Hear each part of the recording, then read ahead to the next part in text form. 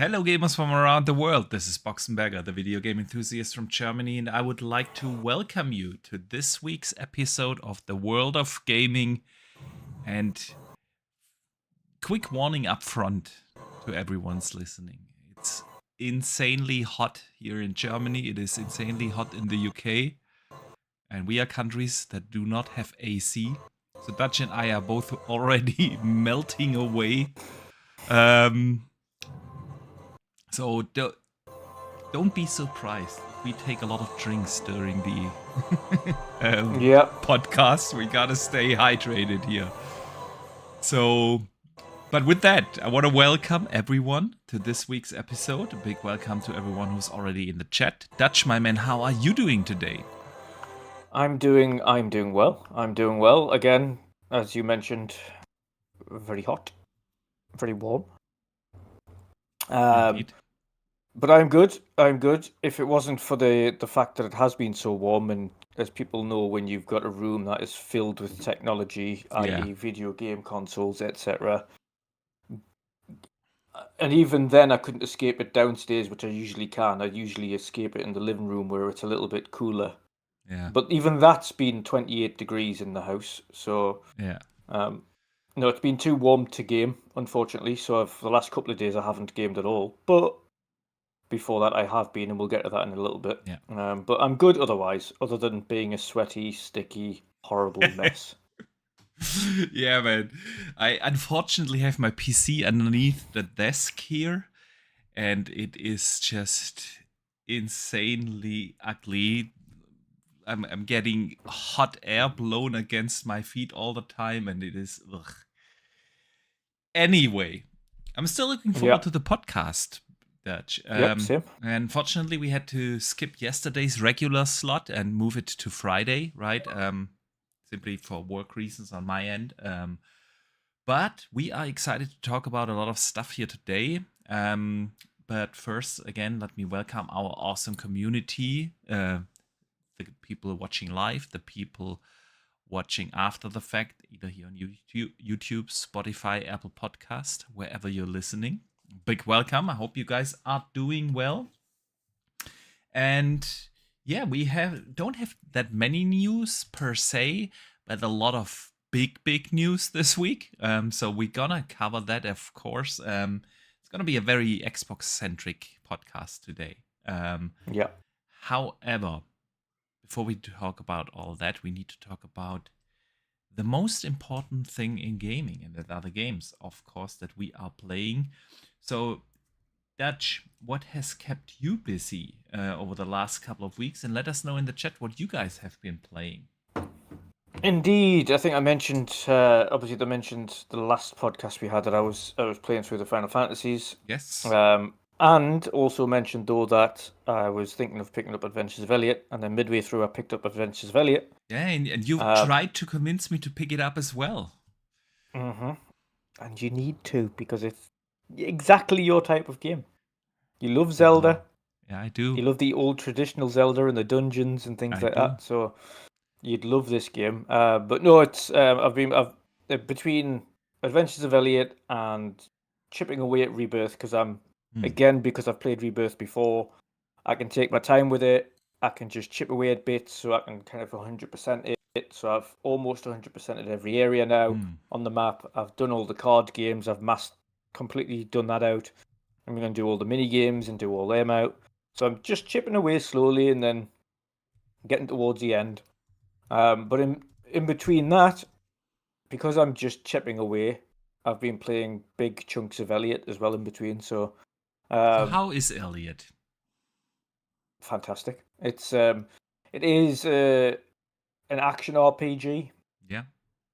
Not a turn-based one. So it's more like going into traditional Zelda, where it's you've got certain weapons that you can go and buy, and you can use, and each one has different kind of little abilities with it.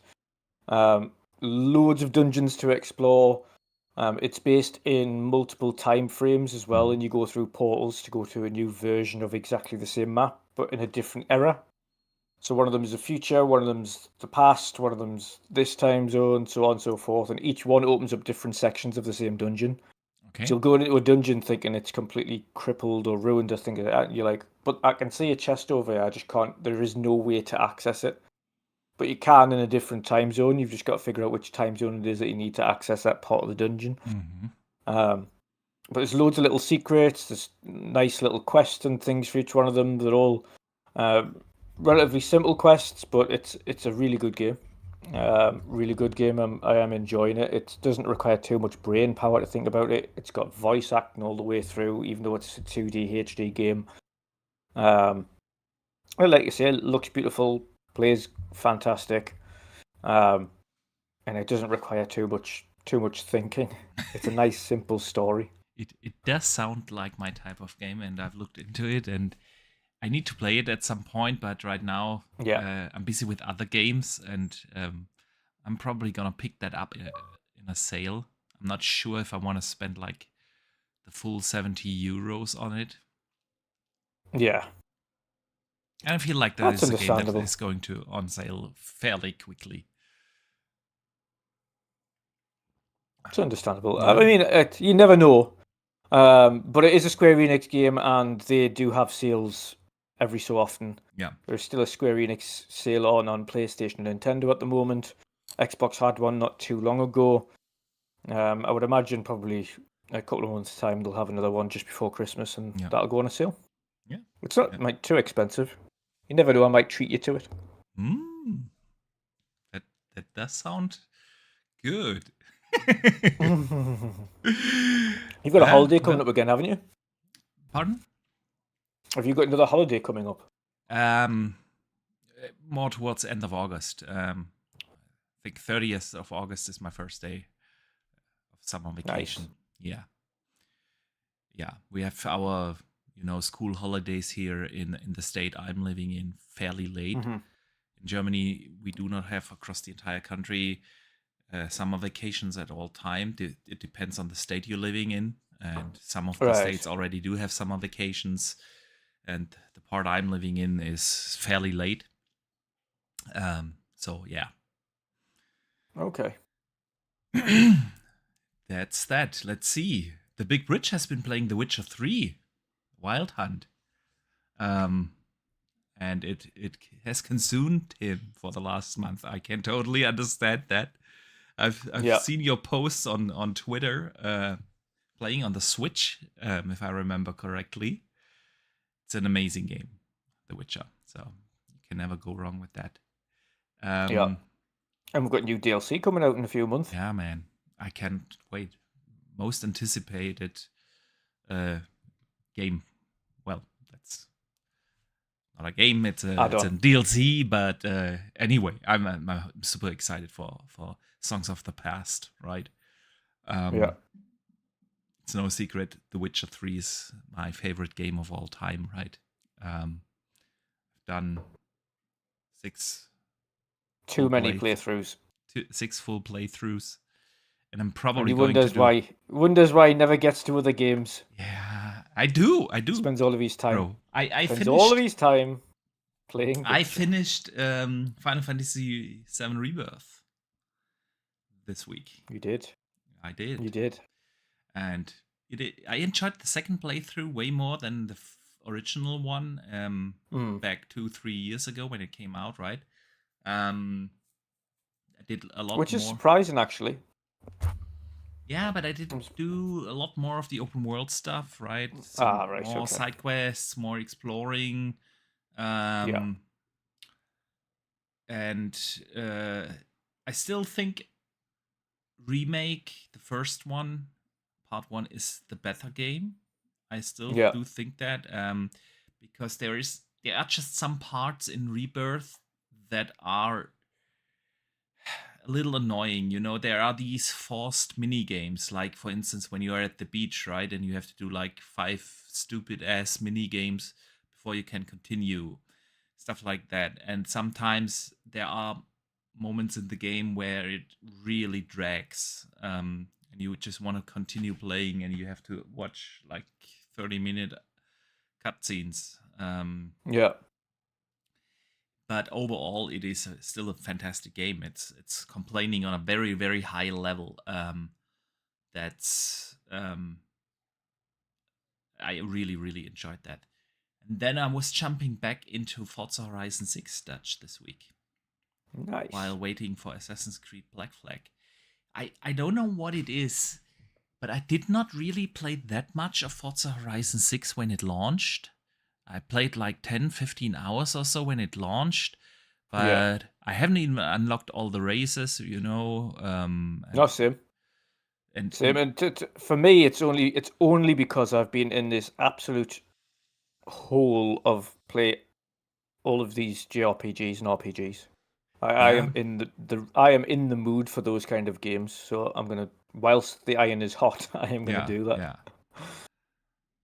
that's true. So I've been playing that again, and I mean it's fantastic. There's really nothing to complain about Forza Horizon 6, and I don't know why I did not play as much as I did with Forza Horizon 5. I can't really say that. It's also, I don't see that many people playing it. Everyone jumped in. It feels like to me, maybe I'm totally wrong here. It feels like everyone jumped in when it came out, but it really quickly disappeared in the conversations I see online, in my friends list. People just stopped playing that. I don't know why that is. I think it's just the sheer influx of games at the moment. Probably. I mean, I was distracted with, 007 and Crimson Desert and all the good stuff that came out around that time. But yeah, I enjoyed playing Forza Horizon 6 again this week. And then Assassin's Creed Black Flag came out, and I'm still pretty early in the game. Like, I don't know, I've played now 3 hours or so, maybe. Right? That is simply for the fact that yesterday I really didn't have the chance to play. And I played this morning about the first hour or so before going to work. And then another hour, 1.5 hours before we started the podcast. So I'm still pretty early. But the good thing is, as far as I can tell from the first 2-3 hours or so, it really does feel like a brand new game. Even though I've played Black Flag all the way back when it originally came out, right? That has been like, what now? 12, 13 years or so. And it really does feel like a brand new game. They've done a phenomenal job.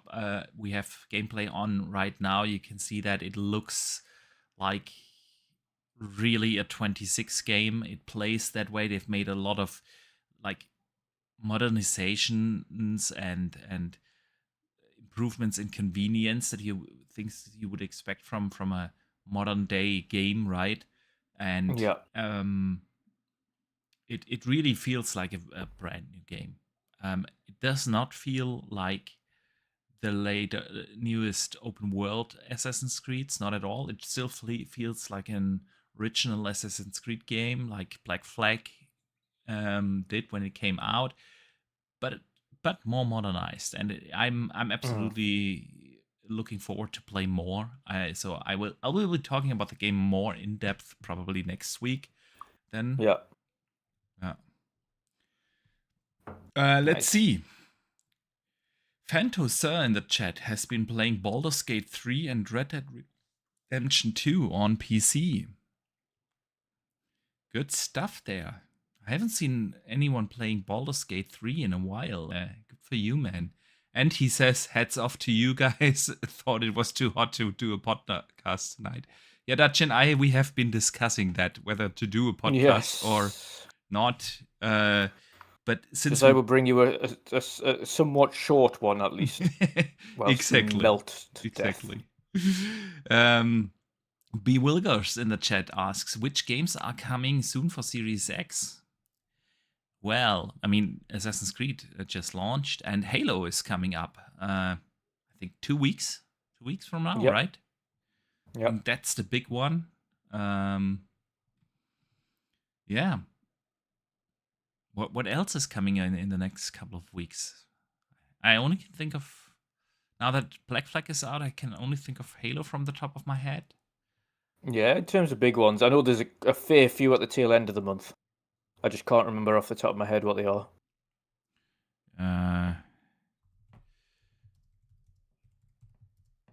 Let me see here. Yeah, what are the big games coming? I mean, Doom: The Dark Ages Revelations just came out as well. Mm-hmm. Yeah. Yep. There's nothing really big coming. We have Lies of P coming to the Switch 2, right? But yep. I don't think, other than Halo, we do have that many releases now in July and August. Towards the end of August, it's gonna get crazy. But yep. Yeah. Let me see. Did I miss something? I feel like we are missing one game, Dutch. There's something big coming. Did we just forgot? Let's have a look because I'm opening a list as well here and trying to look through that. I mean, Paw Patrol is coming, right? On July 31st. Woo!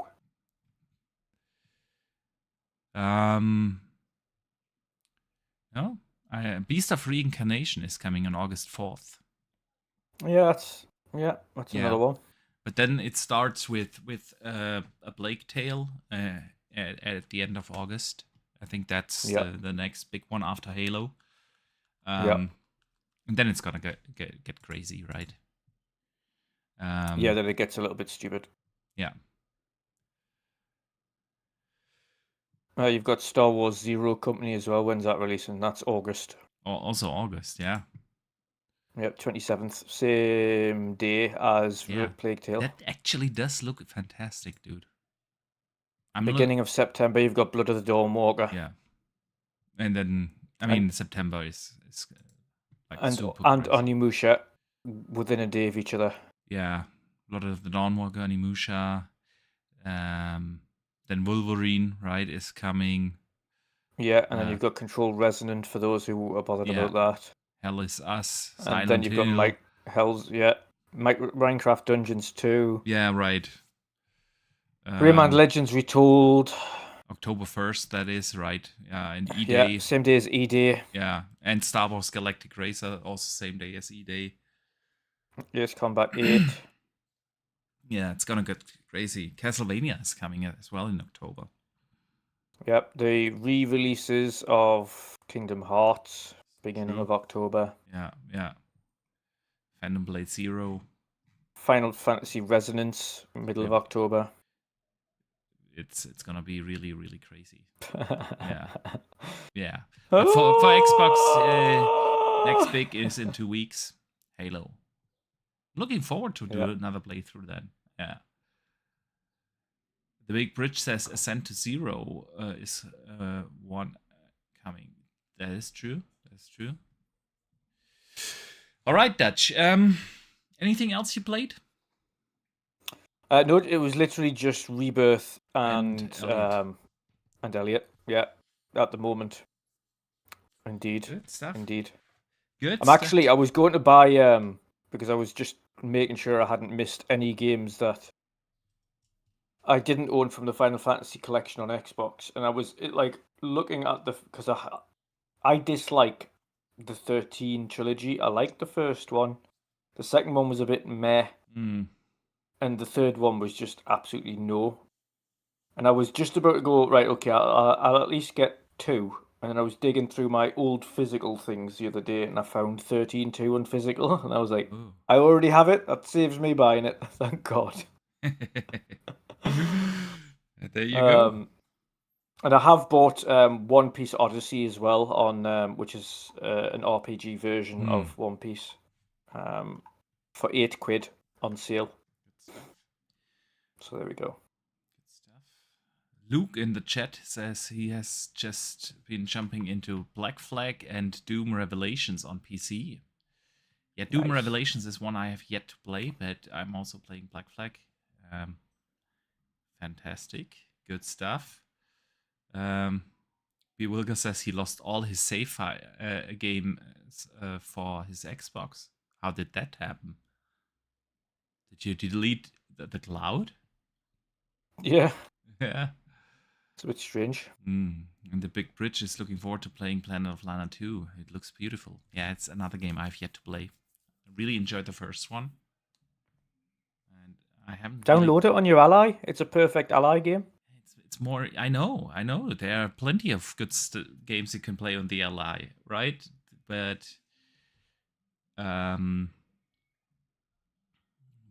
there's only so much time, bro. Yeah, Only so much time. Bewilger said yes to the delete the cloud. Oh man, that sucks. That sucks. I didn't know you can. I know you can delete like single game files. So I did that once for Tony Hawk. Deleted my cloud save files so I can start a new game. It's the only way, but I wasn't aware that you can delete all of your save files in the cloud.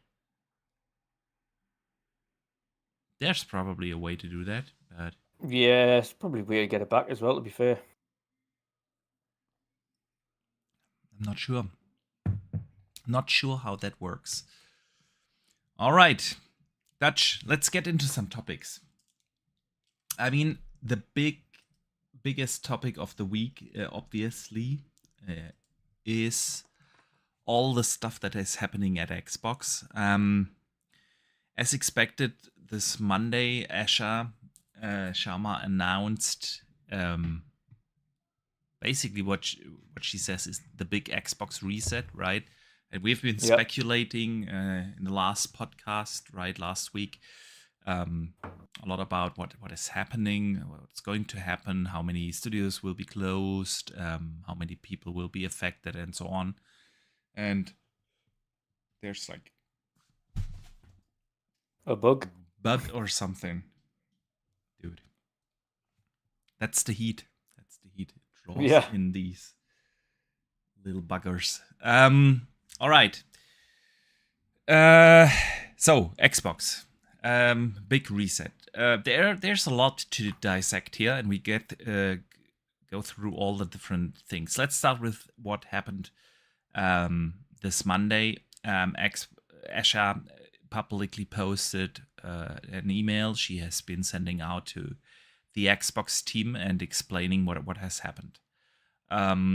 So basically, she started this whole thing with, that the staff will be reduced by 3,200 people throughout the fiscal year of 27. About half of those, 1,600 of those people, will be laid off immediately. The other 1,600 people will be laid out throughout the next year. And they have, not closed a single studio, which is, I think, at least a good news. But they are parting with 4 studios, right? Those are 2 of them are going independent, the likes of Double Fine and pardon, I'm a little confused. I'm trying to find everything in my notes that I get the facts right. Double Fine, Ninja Theory, and Ninja Theory, thank you, are going independent, right? And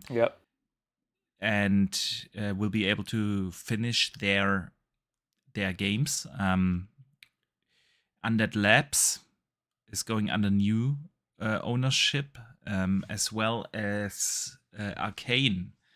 That isn't through yet. They are beginning the required consultations with the Work Council in France. But those are also going to be, sold off to another buyer. We don't know yet who's going to get those. And that is the first big steps she announced, because she announced like 3 steps in in that email. The first is this reset of the content portfolio. Yeah.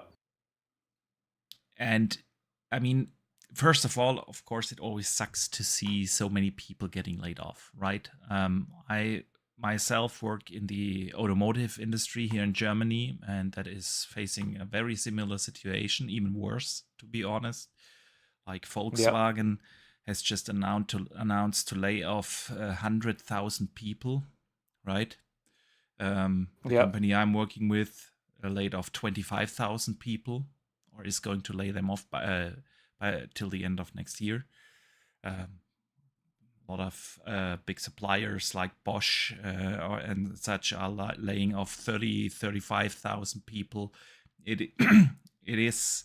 I know what it means. And how awful it is if companies just need to downsize, right? So that definitely sucks for the individual people and the people that remain at the companies. It always sucks getting these layoffs. However, Esha at least was very transparent on why. Yeah. I mean, she literally wrote, I may quote something here: "Our business is today not healthy. We are operating at margins that are 3 to 10 times lower than comparable platforms and publishing businesses.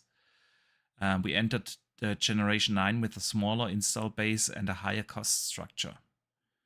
To grow, we bet on Gamepass, multi-platform, and a broader portfolio of content. And while those businesses have created meaningful value, they did not grow at the pace we expected. As that happened, our core business weakened and we added more teams, more investment, and more time, hoping for better outcome. And now the industry is facing the most severe hardware crisis in history, and that's why they must reset Xbox." I mean, Yep. it is what it is. The bets previous management took didn't pan out, right? And we have seen the fiscal numbers over the last years declining and declining, and obviously the multi-platform strategy didn't work at all, as we have discussed many times on this podcast over the last 2 years or so. Game Pass didn't grow as expected. It actually declined, as we learned a little later this week as well, which is not really surprising considering the price hikes, right? But it never really grew above this 30 to 35 million subscriber base. And doing all these content portfolios with tons of smaller studios when they bought Double Fine and Compulsion and even Ninja Theory at the time, right? Those studios took 7-8 years to produce a single game in smaller scope, right? If you think about a South of Midnight, not a system seller, not a reason why someone would subscribe to Game Pass just to play that game, right? And the same goes for Keeper or Kiln, and the same goes for even a Hellblade 2, as technically advanced as it might be. It's not a system seller, and so they've decided to split with those. And as awful as all these layoffs are, and we get to some of the studios affected as well a little later in the show, like the big conversation about it and so on. What are your thoughts before I give more thoughts of mine on this particular point about those 4 studios leaving the roster?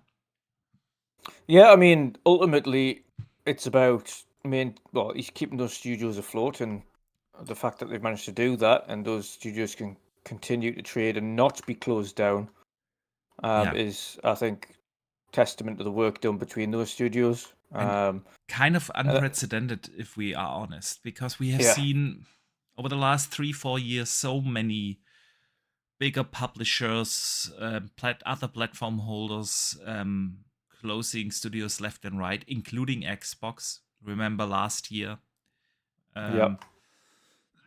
Still under Phil's management, where they just closed down studios, canceled games, closed the studios. And Sony did the same, right? EA did that, Yeah. Ubisoft did that, all the bigger publishers did that, IO, and so on. Pardon, not IO, Embracer. I was Yeah. to say uh, everyone just shut studios down, and at least Xbox tried to give those studios a future on their own, either under new management and a new publisher, or the chance to go independent, and they get to keep all their IP. They get to finish the games that Xbox has invested in, right? Yeah. Which is good. Always good. Always good. Like I say, the shame part is the fact that people, obviously, a lot of people are losing their jobs. But it's the best of the worst situation, should we say? It could have been significantly worse. Imagine, not only for a second there, if the 3,200 are losing their jobs, but 3,200 plus however many are remaining at the studios that are not Yeah. closed down. They could have literally just closed the doors, but instead they chose not to. They chose to find alternative investors. Yeah. And I think that's the good part to take out of this, right? That there has been at least real effort to give those studios a chance for their to shape their own future, right? I Yeah. was still a little surprised to see Undead Labs being one of those studios, given how much Xbox has invested into that studio, given how Yep. much of a success State of Decay 2 was. I mean, State of Decay 2 was still developed basically before they bought the game, right? I think it Yep. released like a month or so after Xbox acquired them. And it launched not in a good state, but technically, right, bug riddled, but filled with bugs. But it still has drawn a player base of 10 million players. Yep. And now, after how long have they been now with the studio? I think 8 years. They acquired them right in 2018. And Yep. it's close to, and they are very close to releasing State of Decay 3. To let them go now was a little surprising. I was not really surprised about the other three Yep. studios. I don't know how you feel about that, but Yeah. Yeah. I mean, one thing we need to say about it as well is the speculation about it's going to be a bloodbath and they're going to close X, Y, and Z studio, blah, blah, blah, blah. None of it come to fruition. yeah, Yes, people lost their jobs. A significant amount of people lost their jobs. But no studios closed. yeah, None. Even some of the reported ones that people were touting around, like Obsidian and things like yeah, that, yeah, none of them are closed. Granted, Obsidian's had another leak this week where they've changed the focus and they're working on something different, um, but that was always the plan. They wanted to focus on bigger IPs and more important IPs again. yeah. So And I mean, there's one thing in this segment where Asha explained why they let the studios go. And she said, "We have also learned that we are not the best home for every type of studio. In a typical yeah, year, we lost 64 cents for every dollar we invested." I mean, listen, I know everyone's. I've seen so many comments online. Well, but Microsoft has all these billions uh, of dollars. They could take the hit. That's not yeah, it's how a true. But business. they're also not. I was going to say they're also not a charity. Yeah, they're not a charity, and I mean that's how a corporation works, right? Yeah, They didn't become one of the most valuable companies in the world by losing 64 cents with every dollar they invest. That's yeah, just, I mean, there is no argument around that, um, that this isn't healthy. And yeah, it is from a business perspective, absolutely understandable that this cannot continue. And honestly, and we get to that a little later, but also with the 14 layers of management and losing 64 cents with every dollar invested. I mean, that's like crazy. That's like really crazy how Microsoft has subsidized Xbox, if that is true. And you gotta ask the question, what was going on under the previous management? This is I have not heard that a business was run like that for years, where you lose that much money for every dollar you invest, right? And now you cannot simply like finger point towards, I don't know, for instance, compulsion or so. But at the end of the day, I also feel like some of the studios get all the love from the fans, and I get that because they are making the games we love, right?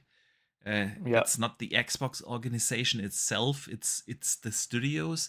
But at the end of the day, your responsibility as a studio is also to make games in a healthy business way. You know what I mean? Um, and yeah, I mean the whole thing is a separate discussion to be had why games take that long. But if you look at a compulsion that took 7 years to make a game like South of Midnight, I mean, you can argue about 7 years in the scope of a Fable, but with a game of the scope of a South of Midnight, and I'm just taking that as an example. We could also argue about Ninja Theory. How does it take so long to make a 4-hour game, right? I mean, even with Fable has been now in development when it comes out about 10 years. It's crazy, but it just shows you that the studios obviously aren't working effectively, and some of the studios just didn't make the games a platform holder like Xbox needs, right? And I think that is what Asha meant with not every studio. What was the quote? We have also not the best home for every studio. Yeah, the best home for every type of studio, and I feel like I understand that now. I mean, we have been saying a very similar thing for years.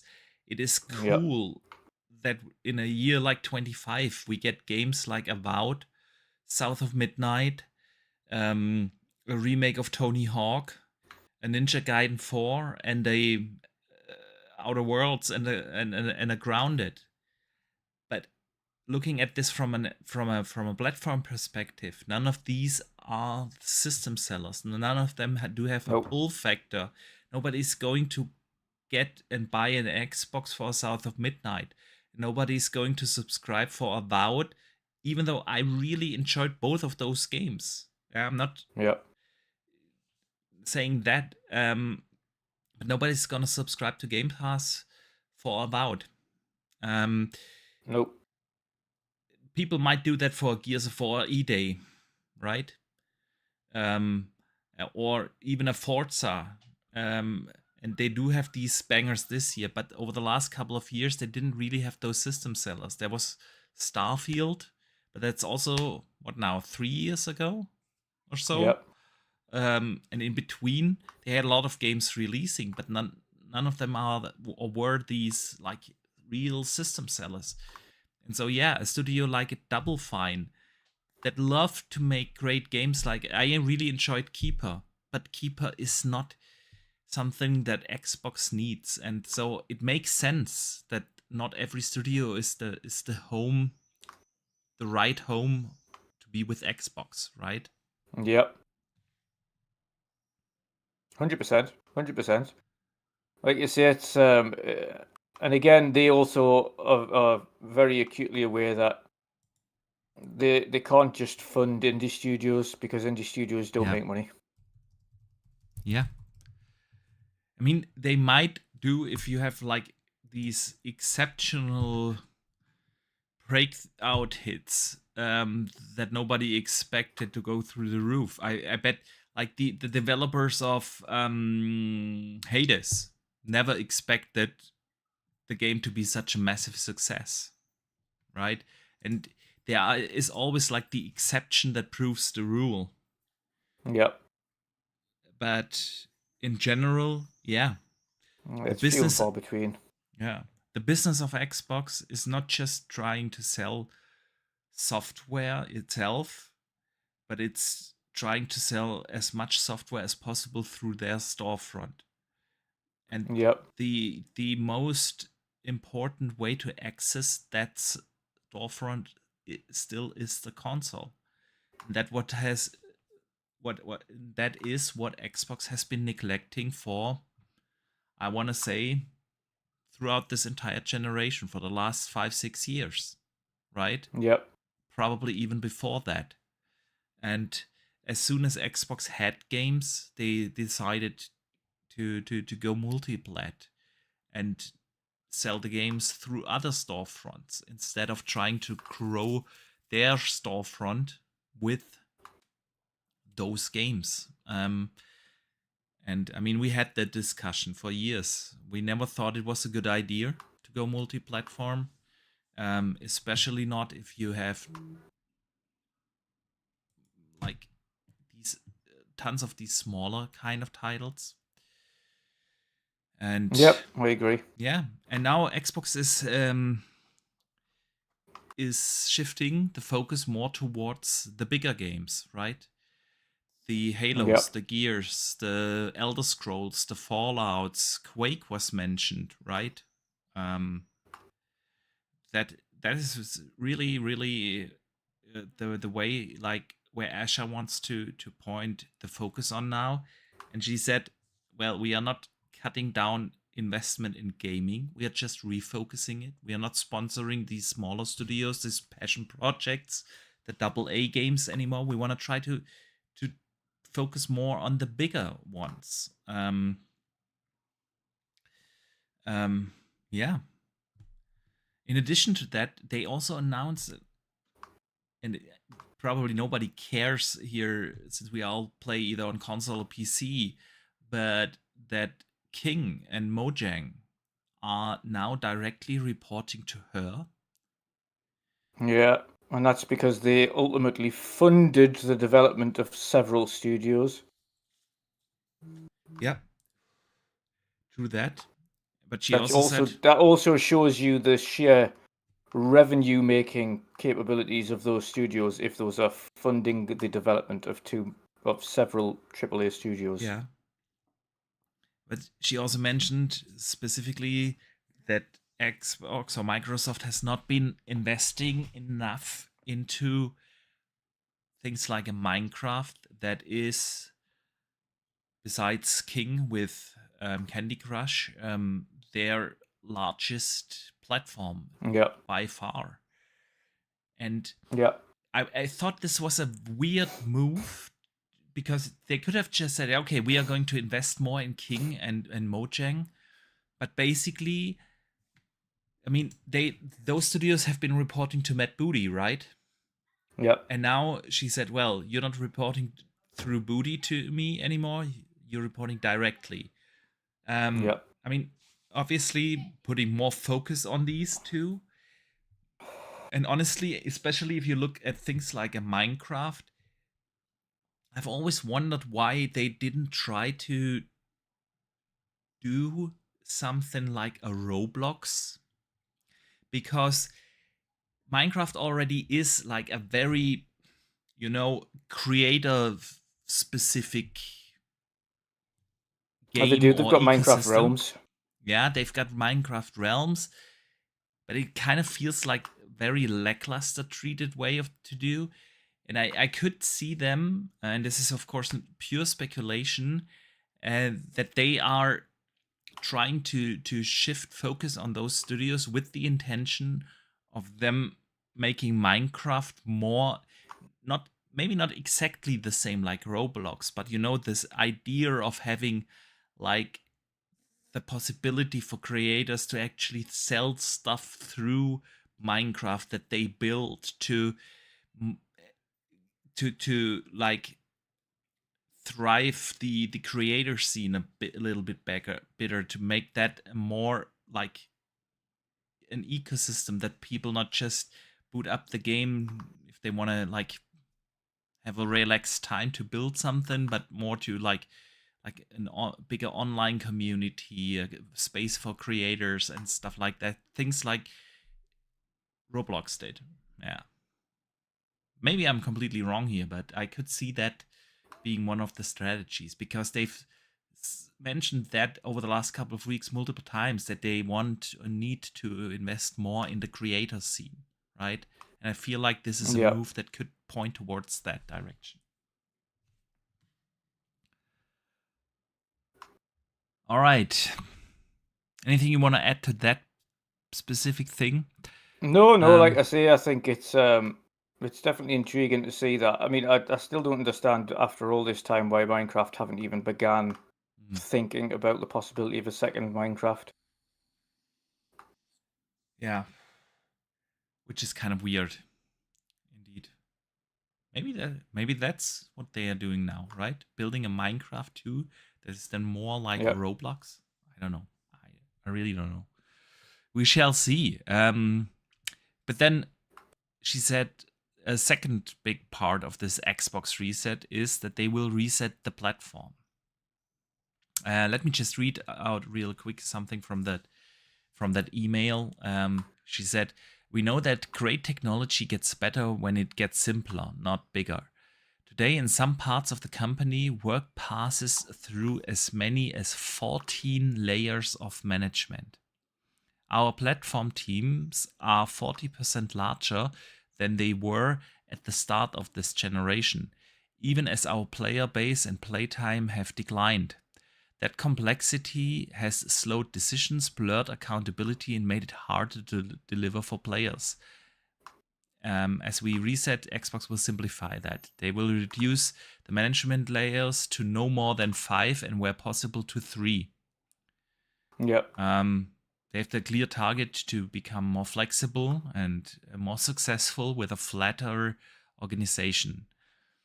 And working myself in a corporation with almost 200,000 employees, I can tell you that more management does not help. No, absolutely. Somebody could spoil the broth. I mean, listen, dude, 14 layers of management. There is no chance that with such an organization, I mean, probably not in all parts, but of course, if you think about this, like you have a studio, right? And within that studio, let's take, I don't know, Coalition. I'm making stuff up now because I don't know the actual numbers. But then you have, like, within Coalition, you start at the bottom, you have a programmer. And that guy has a team lead, right? And there are multiple teams of programmers. And above them, they have like a department head. And above that, they have some senior manager. And above that, they have the studio head, maybe. And then above the studio head, you have like 3 layers or 4 layers of management within the Xbox organization until you end up at Matt Booty. And then above Matt Booty is still Asha, right? And above Asha, you still have Satya. and like, I can really imagine how this works. But still, this is not healthy. No organization can be run like that, right? So I told, and still, again, I have to ask the question. I know people hold Phil to this high pedestal. He definitely was the right guy to take Xbox over from Don Matrick back in, when was that, 2013, right? And he was the right guy to do that, and he saved the platform, and he brought the brand back after this horrible launch of the Xbox One. Yeah, no doubt. but I am not sure if Phil was the right guy to handle such a big Xbox organization. And they grew after the acquisitions in 2018 and 19 when they bought all those studios from Playground Games to Double Fine, right? And then they acquired Bethesda and ZeniMax, and the organization grew exponentially, obviously, when they bought ABK. And having like 14 layers of management is something previous management should have already been fixing. This is not healthy. I don't know how you see that, man. No, absolutely not. Absolutely not. Being a manager myself, having 14 people to report to, or go up the chain to get any decisions is ludicrous.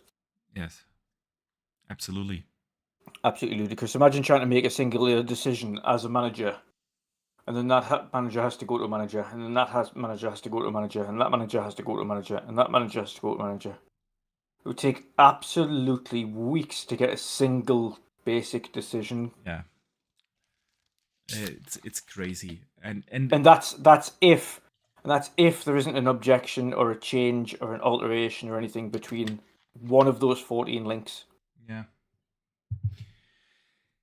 and it's not making like only decision making itself slow.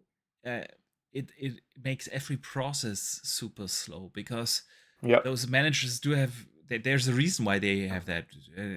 The work you do has to be supervised by another manager, and then they have to be cross-checked here and run through this department and that department. And like if you want to order a pen or a pencil, right, you have to get like approval from 5 different departments and stuff like that. It's crazy, and I really wonder what has been going on under previous management. I know this is not a popular opinion to ask, Dutch, because people love Phil, as do I. He's a nice guy, but I'm sorry. Losing 64 cents on every dollar you spend. This is it's crazy, right? Having 14 layers of management. That's nuts to run a multi-billion-dollar business like that.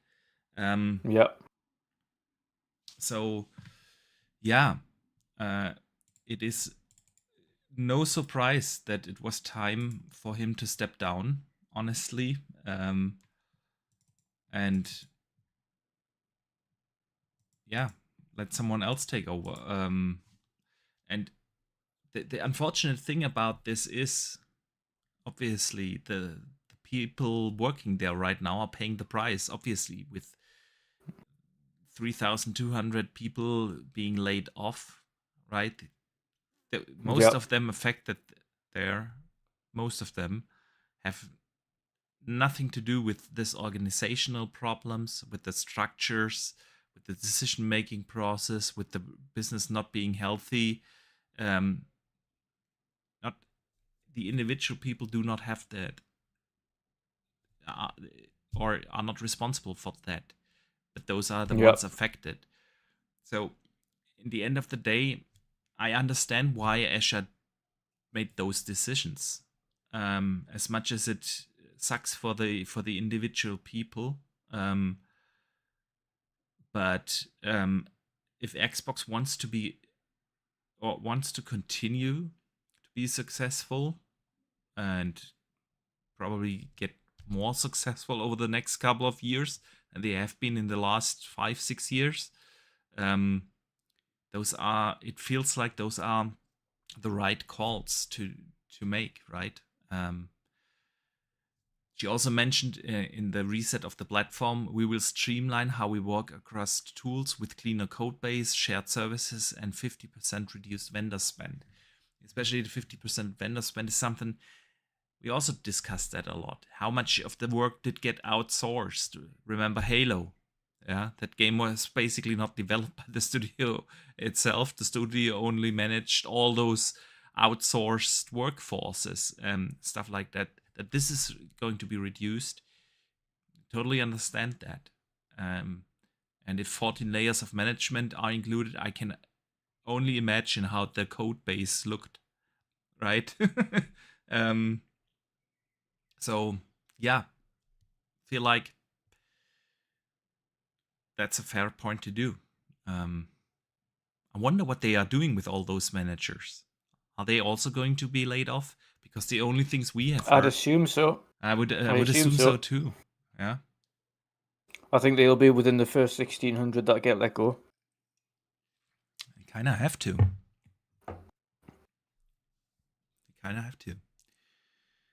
Right. So the third big point she mentions is that she says we are resetting how we operate. Yeah. This is what she said. As Xbox grew our headcount, we became more fragmented. Teams, studios, and functions often operate independently, and it became harder to work towards a shared goal, make the right trade-offs, and getting things done. For the first time, we are establishing a new role, a Chief Operating Officer, with end-to-end P&L responsibility across content, hardware, platform, and services. Helen Chiang has been promoted to this role and will report directly to her. Over nearly 2 decades at Xbox, Helen has helped to build some of the most important businesses, like leading Mojang and the Minecraft franchise. And she will bring our business together under one operating model, making sure we make clear investment decisions, learn from our success and failures, and hold ourselves accountable for results. I think that this is a point that not a lot of people talked about, because it is way easier to talk about, people are being laid off and this studio is affected. But I feel like if you read in between the lines, and if we look back over the last couple of years, I probably know what she means. Buying ZeniMax, buying ABK, buying the studios, and then ZeniMax was ran more or less independent, still independent within the Xbox organization. ABK was ran, they kept basically all their management, right? And their structures and so on. They've never really been properly included into the organization as a whole, but it felt more like, well, you have the Xbox Game Studios and they had a separate head, right? And then you had the Bethesda head and you had the ABK head. And those teams never really worked together. Then it also felt like, well, the hardware platform is completely ran independent of the software business. Yeah. And bringing those kind of organizations together, being, when you think about portfolio, you think about it holistically. Not, okay, we think about the portfolio of ZeniMax and Bethesda, and we think about the portfolio of ABK, but you bring that together holistically. You think about, okay, maybe a better release cadence would be something like, being more aligned with across all Xbox studios, right? Getting rid of these old structures that Activision is a separate company from the Xbox Game Studios. Bring that together, thinking the hardware along with the software, thinking services along with games and hardware and the platform.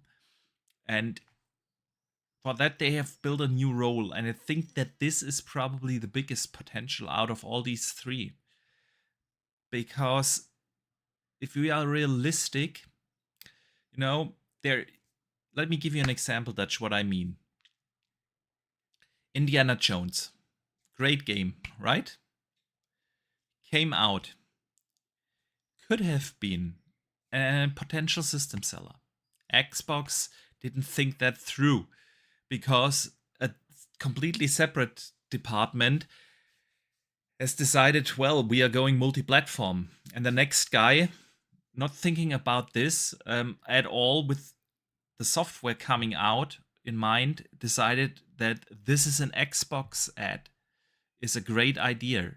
And it all happened more or less around the same time or within a couple of months, And this wasn't thought through.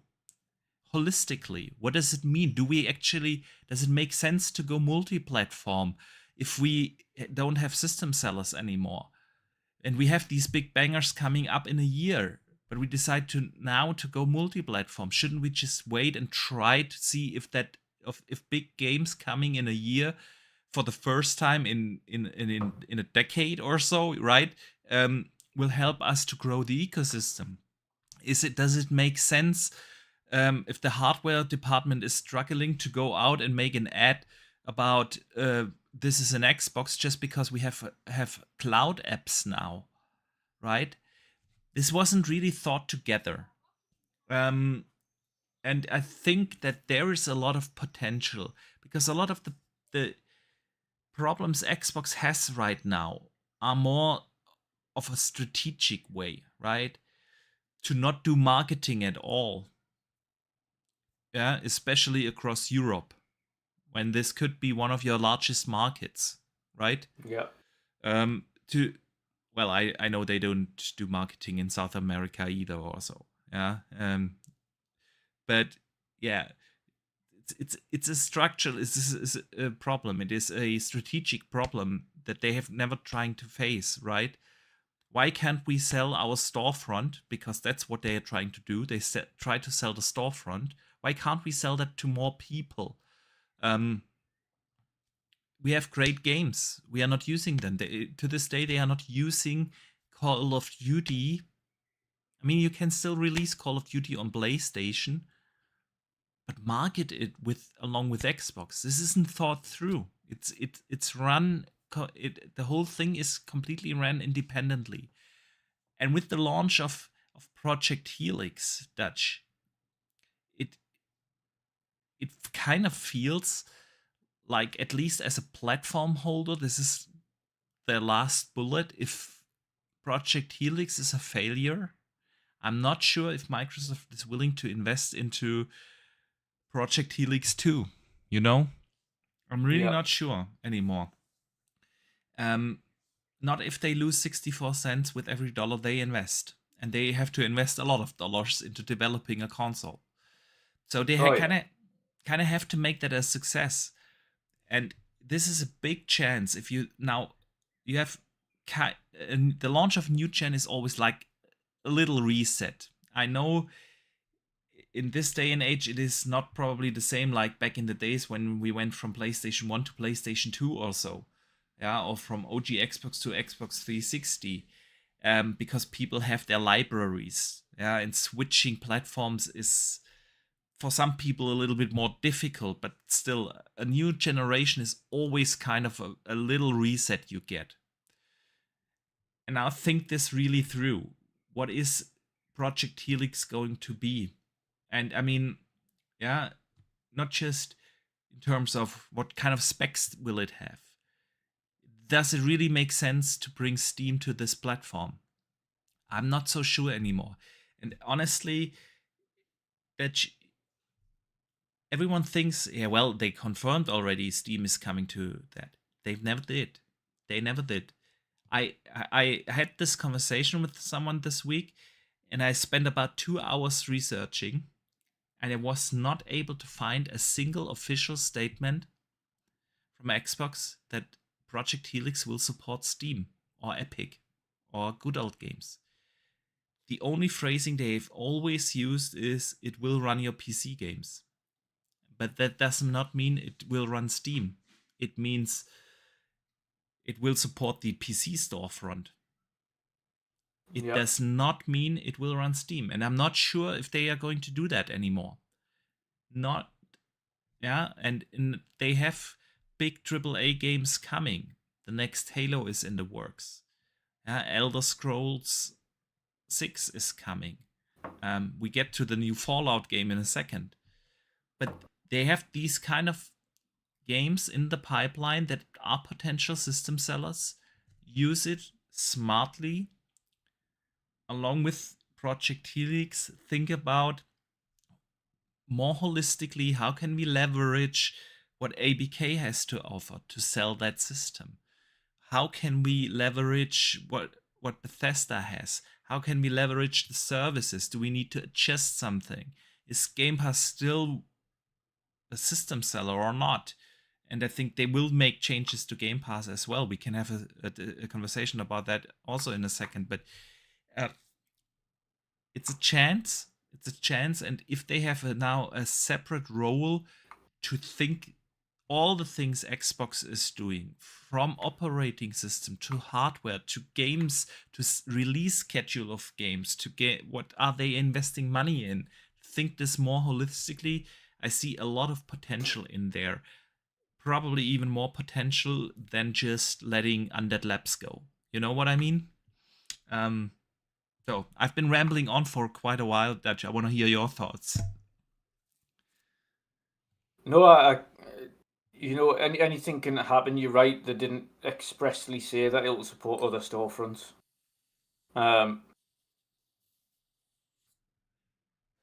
It's hard to know what they're thinking because ultimately they already have and they've invested a lot of money in the UI that they've put into the Xbox handhelds.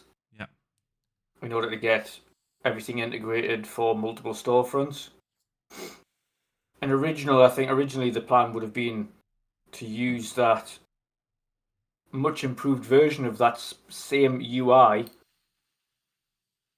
on the next Xbox Helix, to allow people to simply ultimately access a store or any store, put all of your games into one place to play it, whether that be Xbox, PlayStation, Xbox, Steam, GOG, whatever it might be. But that's to be seen. Whether or not they go through with that or not is another thing. That is another thing. I mean, I'm a little torn here, and it's gonna be a tough decision for them to make, because the next generation will, more so than any other generation before it, will have to have unique selling points. That's simply for the cost reason, right? Yeah. If consoles will be above €1,000, and that is what is going to happen, PlayStation 6 will be at around 1,000, and Project Helix, at least how they talked about it so far, being super, super powerful, will probably be even more than the 1,000, 1,200, 1,300, I don't know, somewhere in that ballpark. If that is the case, a lot of people, including myself, might be today multi-platform gamers, will ask the hard question: is it worth it? Right? I do own my PlayStation 5 simply for exclusives. I don't play third Which party. has been switched off for a while. It has been switched off for a while. If I'm honest, I haven't really turned on my PlayStation 5 this year. I will be playing Wolverine, and I'm really looking forward to that. And I don't regret buying the PS5 per se. So far throughout this generation, I have played great games like God of War, the Spider-Mans, Horizon, and so on. It's okay. But looking at the roadmap of Sony, and Intergalactic is probably going to be a next gen game. It also doesn't look like my cup of tea. Yeah, but it probably will be a good game. I have no doubt that this will be a high quality game. But is that enough for me to invest in a PlayStation 6 at $1,000? Not at the moment. It doesn't. No. And nope. is even if Sony gets back to if the release cadence stays the way it is going into next gen for PlayStation, then I've got no reason to invest in a PlayStation 6. Sony has to ask themselves really, really hard, right? What is the unique selling point why people should invest $1,000 into our ecosystem? And of course, there will be die-hard PlayStation fans that will buy it because they do own their libraries. They always had a PlayStation, and there will be these kind of customers. But a lot of people that are PlayStation customers also do own maybe not an Xbox, but a PC, right? And they do have the console for convenience and exclusive games. But is it worth $1,000 if I can also play most of the games on my PC? Is it really worth that, right? And I will be asking myself the exact same question as well next gen, harder than this gen. Because this gen at $500, I bought both of them, right? I just said, okay, PlayStation 5 will be out for 7-8 years.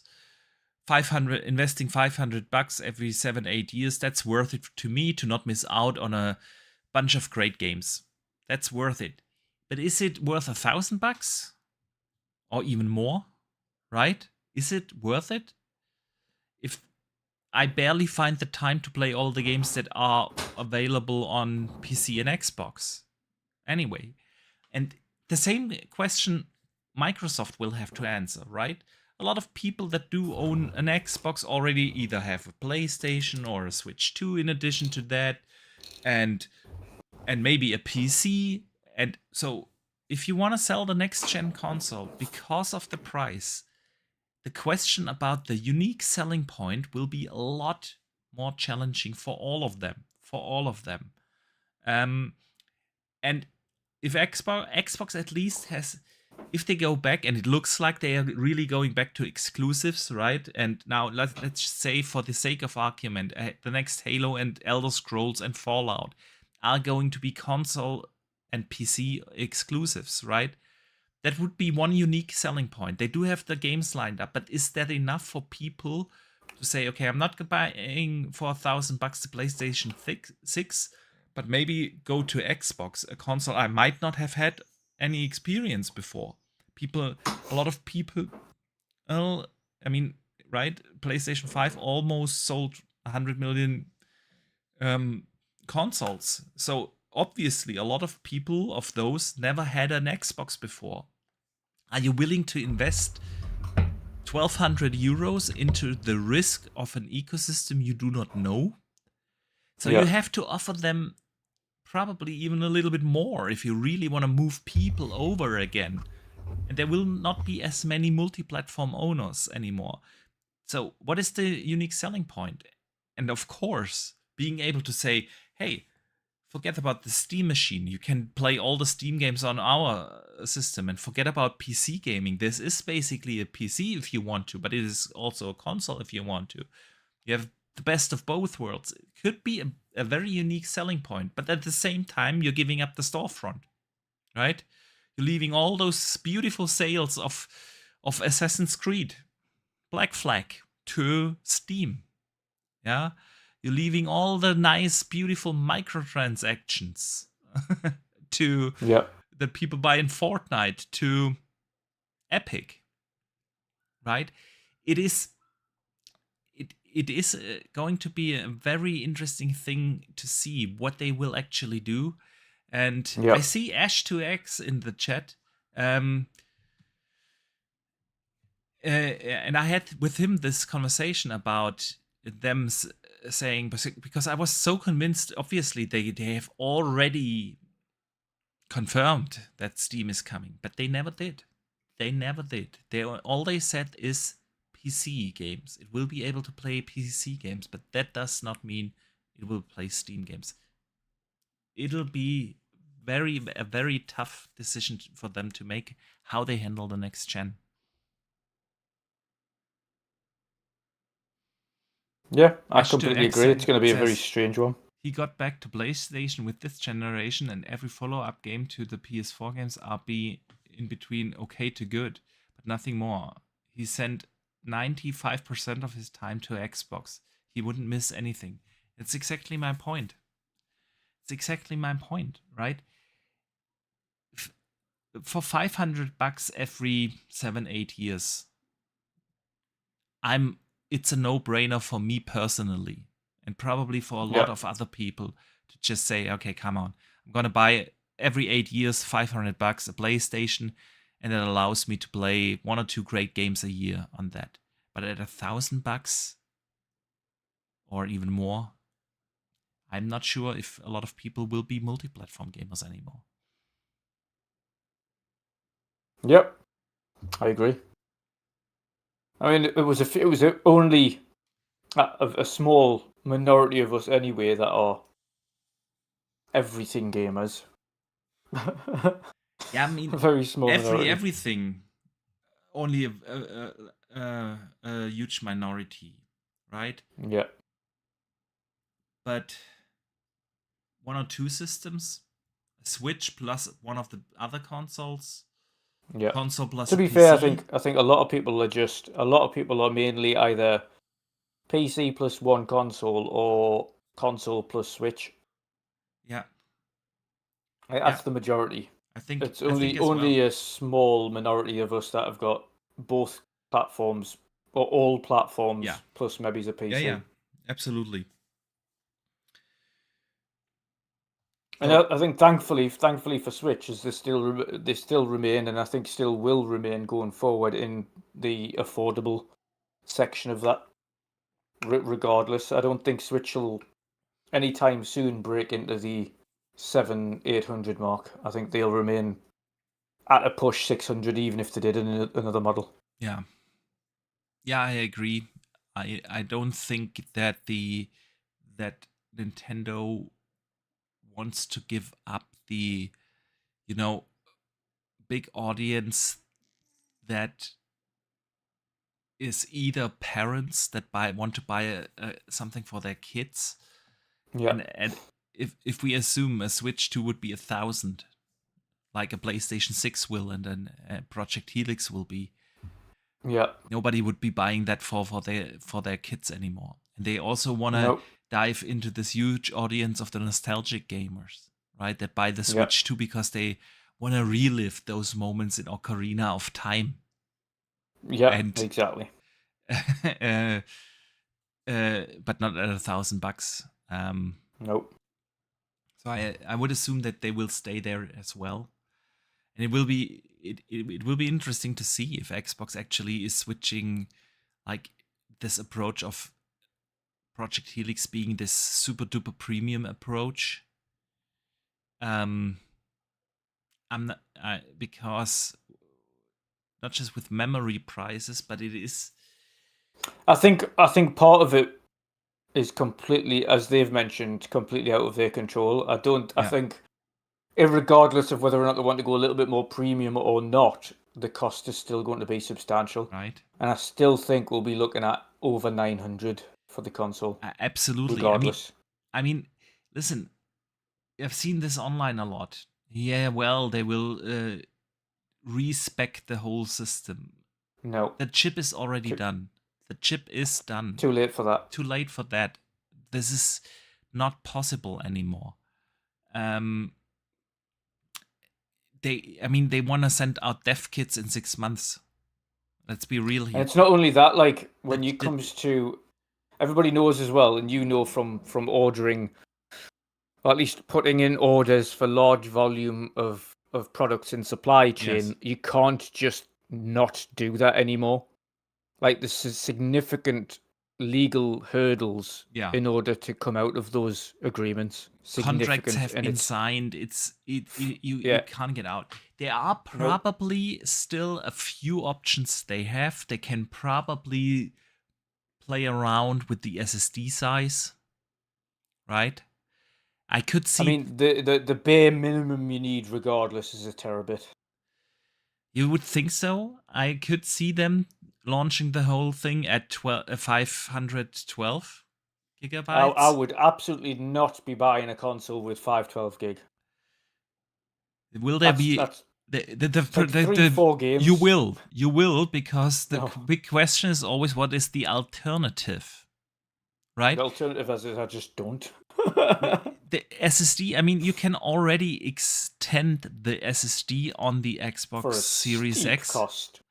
Yeah, now with the SSD prices being as high as they are, thanks to. But even when they originally, even before SSD things went through the roof, the cost of these external drives that Xbox did, because of the route that they chose. Yeah, I agree, but again, would be an option for them to bring the base cost of the console down. And I could see them doing something like that. And the other thing is obviously maybe RAM, right? Do a similar approach like they did with SSD. You have a little. I think the minimum RAM they can get away with is 24. Yeah, but that would be horrible, honestly, for a next gen console. I It feel would. like We're at 16 currently, and that's split. that's split. Exactly, that's split. So you kind of But have they to go to can't. 32 split. You have to, but I'm saying the minimum if they were to reduce, Yeah. it Yeah. would be 24 Yeah, and yeah, not split. and not split. I mean, yeah, I could see that with the option to upgrade that. And I mean, that's Yep. not new to the console game. Remember, the Nintendo 64 had that. Yeah. Remember Yeah. this DDR or something, or what it Yeah, was called? Yeah. Gave you 8 megabytes or something like that. I can't really remember. Additional RAM. So there is an option to do that. Maybe they are looking into something like that, right? But yeah, it's gonna be tough. The next gen consoles will be expensive, and again, makes it even more important to have unique selling points, and multiple storefronts could be something like that, but it will also make the business even more challenging. Yep. We will be talking about that a lot more in the next couple of months when we learn more about this whole next gen. Yep. 100%. Yeah, absolutely. If you haven't noticed, I've stood up because I'm too sweaty on the chair, and I also keep taking the headphones off because my ears keep getting really sweaty. It is super annoying. Let us move on to what else we learned. I mean, we already mentioned 1,600 people affected. As of this week, sorry, and another 1,600 being affected over the course of the next year. A couple of studios were publicly discussed a lot. One of them was it. Yep. It had to let go a little bit above 150, 160 people. And the headlines were like crazy. Digital Foundry went insanely nuts about this. It's an unforgivable move. It's an unforgivable move that they've gutted that. It's now a support studio. IGN and Eurogamer and Kotaku and everyone ran headlines like that, right? Today, our friend Jess Corden from Windows Central came out and clarified a couple of things. He wrote, the cuts of id Software have hit the teams that develop id hard, yes, without a doubt. But rumors that that they are now virtually nobody working on the engine now are false. His sources, he reached out to Microsoft, and Microsoft gave a statement. There are dozens of people working on id across multiple locations still. Reports that are only one person left in Texas are inaccurate. The other rumor flying around is that id Software has shrunk to a headcount that is untenable for future self-made products, relegating them to a support studio status. This is also false. Yeah. So yeah, I mean, it has been affected. I wonder why they have been affected with such a high number, to be honest, because it's one of those studios that not only create fantastic own tech, and as much as we might love that, on a business side of things, at the end of the day, it depends on how much money they make. Tech doesn't make money. Tech itself doesn't make money. The games do, and the thing is, though, that they have been they had a very good release cadence, right? It didn't take them 7, 8+ years to make a new game. They have had a great release cadence with Doom 2017, Doom in 21 or 2, right? And obviously last year with Doom the Dark Ages. There was like a 3-4 year cadence of releasing great games, well received games. So I was a little. They have also been obviously supporting machine games quite a lot, with the tech and the engine and everything. So yeah, you could argue that, but I feel like a lot of these things that are now spun around is, yes, the structures within Microsoft, and it includes the studios, are not healthy. Too many people, too much overhead, and then there's always this like one example that people pull out. There was this one guy laid off at Bethesda that has been working there for 27 years on all their games. Yes, there's always like this one guy and the other guy that is affected, that probably would have been smarter to keep him, right? But overall, obviously, all the Xbox studios, and that includes it. Yeah, we can't think of it as a separate company anymore. Too bloated, and I'm glad to hear that they are still working on the engine. I'm glad to hear that they still are big enough and have the structure to make their own games. They apparently pitched a Perfect Dark game, and a game, John Wick style original IP, just before the cuts. So they still do have the ideas, but honestly, you heard it here first with no inside knowledge, but that's so obvious that the next game they will be making is Quake. Yeah. Because Ashas literally said, we want to focus more on our big IPs like Elder Scrolls, Fallout, and Quake. Yeah. And guess well, what? They've completely neglected that IP and just focused totally on Doom far too much. Yeah, Not only that, but as great as Doom has been, again, just because you make a great game doesn't necessarily mean you make a commercially successful game. Yeah. And I don't believe the Dooms have been commercially successful beyond 2016. The first two, I think, were. I don't think Dark Ages was. Dark Ages wasn't. Dark Ages wasn't, for some reason. It was a great game again. I know why. It's fatigue. And exactly. every franchise goes through it. Fatigue. It's too much of a good thing. And not only that, but there was something that irked a lot of people as well, and that was, and I keep forgetting the name of the bloke that did all the original soundtracks. It was the treatment of that, of him specifically, that irked a lot of people. Because they didn't work with him on Doom Dark Ages. Yeah. That true. And that was a really bad fallout. Now, obviously, there's a lot of people in the franchise that loved it, specifically Mick Gordon, that's the one, sorry. Yeah. That loved playing the games, and one of those specific reasons was because of the soundtrack that Mick Gordon brought to it, a legendary music producer. And they fucked him off. Yeah. They completely mistreated him.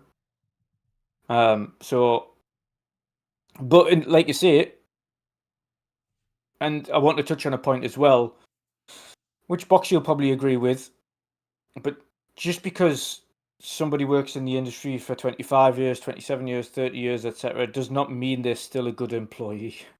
I agree there. It does not mean they're still efficient at the job. It does not mean that they're still producing the best results.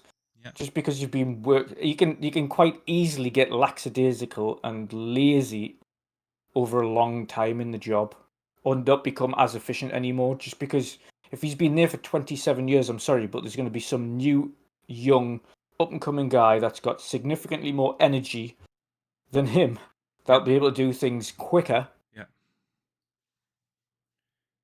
And have new, fresh ideas. I agree. Just because you've been in the industry a long time doesn't mean you're still good at the job. that is the harsh reality.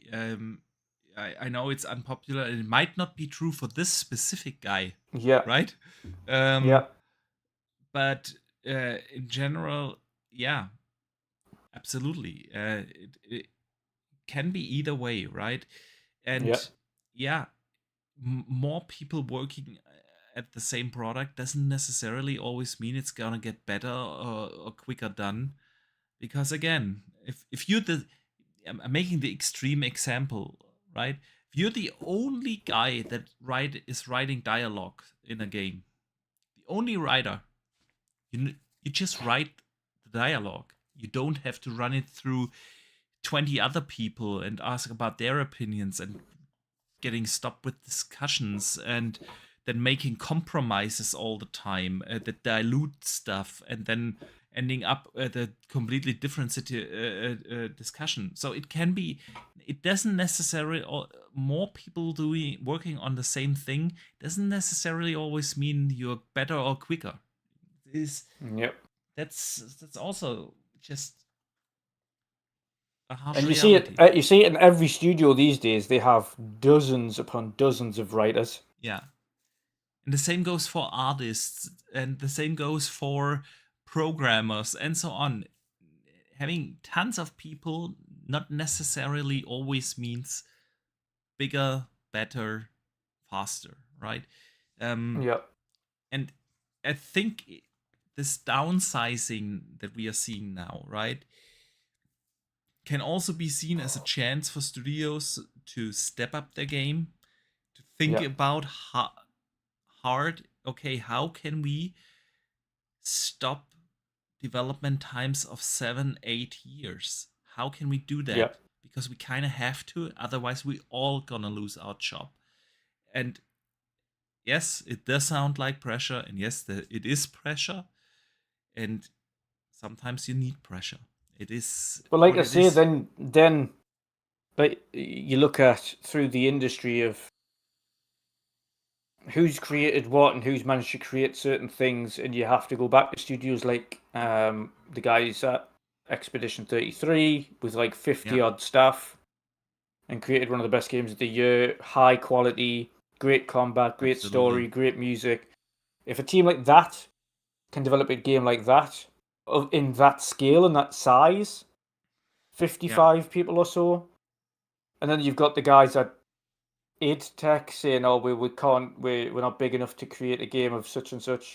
yeah, Well, if you're 50 or 60 staff, you should be able to, because it has been proven within the industry to be able to be done.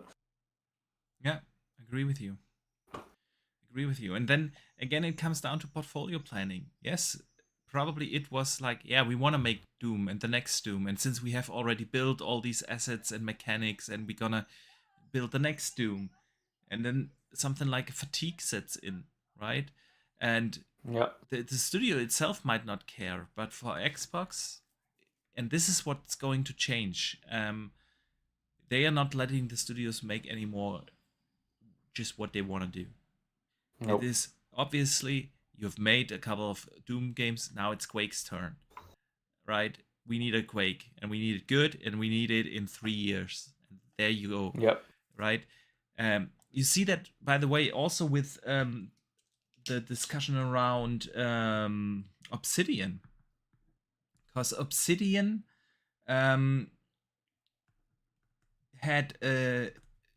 About 2 cancelled. yep.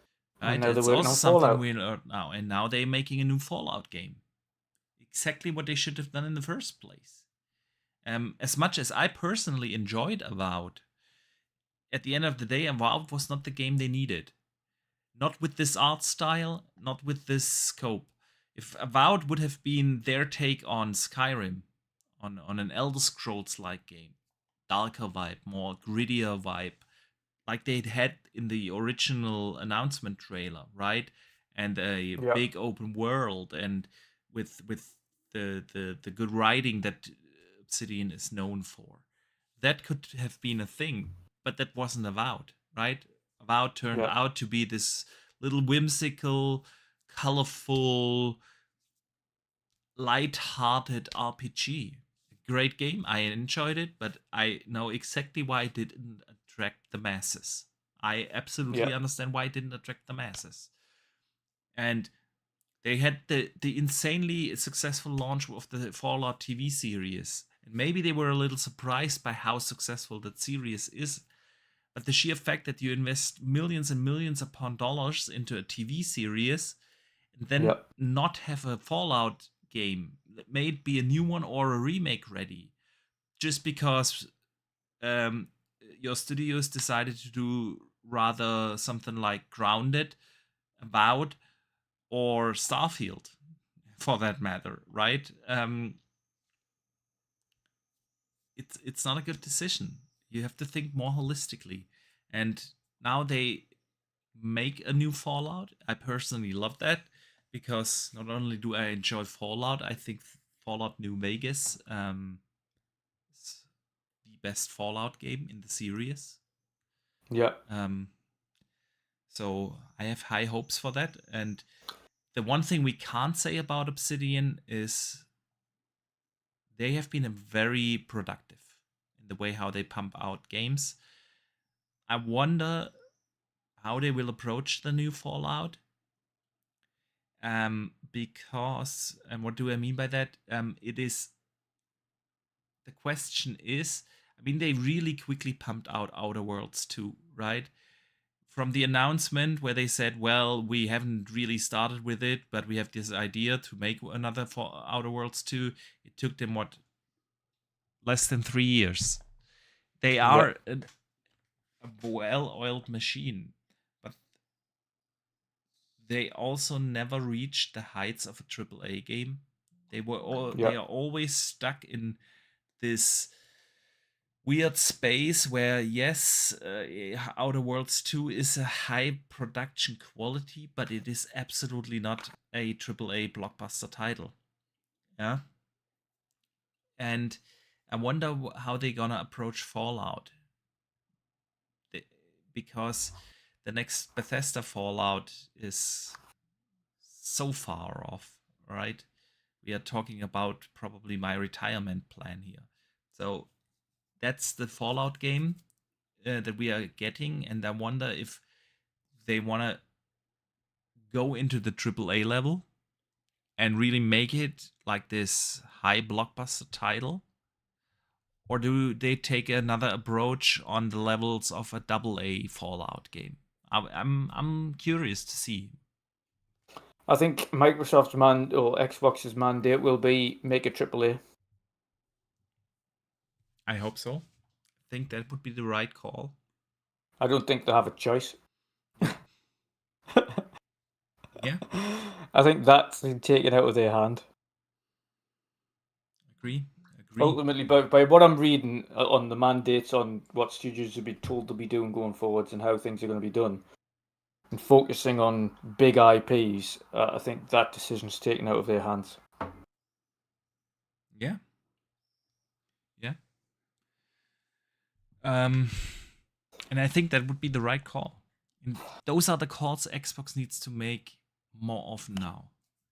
Yeah. That's also the reason why they got rid of Arcane, if we're honest. Yes, they had the Blade IP, but did they decide to make the Blade IP in this cell shaded look, right? Not with this. It's. I know games are not all about graphics, but if you want to make a really proper, like you know, high quality, this is our Spider-Man. Um, then you don't do cell shaded looks. You make polished AAA graphics, and Arcane never did that, right? Yeah. Dishonored, and what was the other game called? Their more recent game, Deathloop, right? Um, double A games, not triple A games. And I think Xbox is going to do that a lot more often now. They go into the studios, and there you go. We have less studios now. They can focus the money more. Maybe even Yeah. give them a little bit more money, but this time it's a triple A. It's a high polished, shiny game, a blockbuster title, something we can sell the system on. Yeah. Let me shout out real quick the Winter Soldier, who sends in the super chat. Obsidian always wanted to make more Fallout, so I think they are fine. But they need to rebuild good credit with Xbox to return to original IP again. First of all, thank you so much for the super chat. And I do agree. They had a lot of chances, and the most successful game they had was Grounded, right? Yeah. They did Outer Worlds 1. I personally loved that game, but it was stuck in this AA space. They had the chance to do a Avowed set in the Pillars universe, and they ended up to do a whimsical, colorful game, light-hearted RPG. And I don't know, Outer Worlds 2 just didn't hit it, right? Yeah. So for them to, I agree with you, Winter Shoulder. For them to do an original IP again, they have to regain the trust, and the only way to do that is to make a blockbuster Fallout game.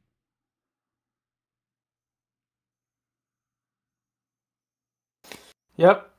We'll have to wait and see. Yeah, we have to wait and see. And we have to wait a couple of years to see, because that's just what it is, right? Who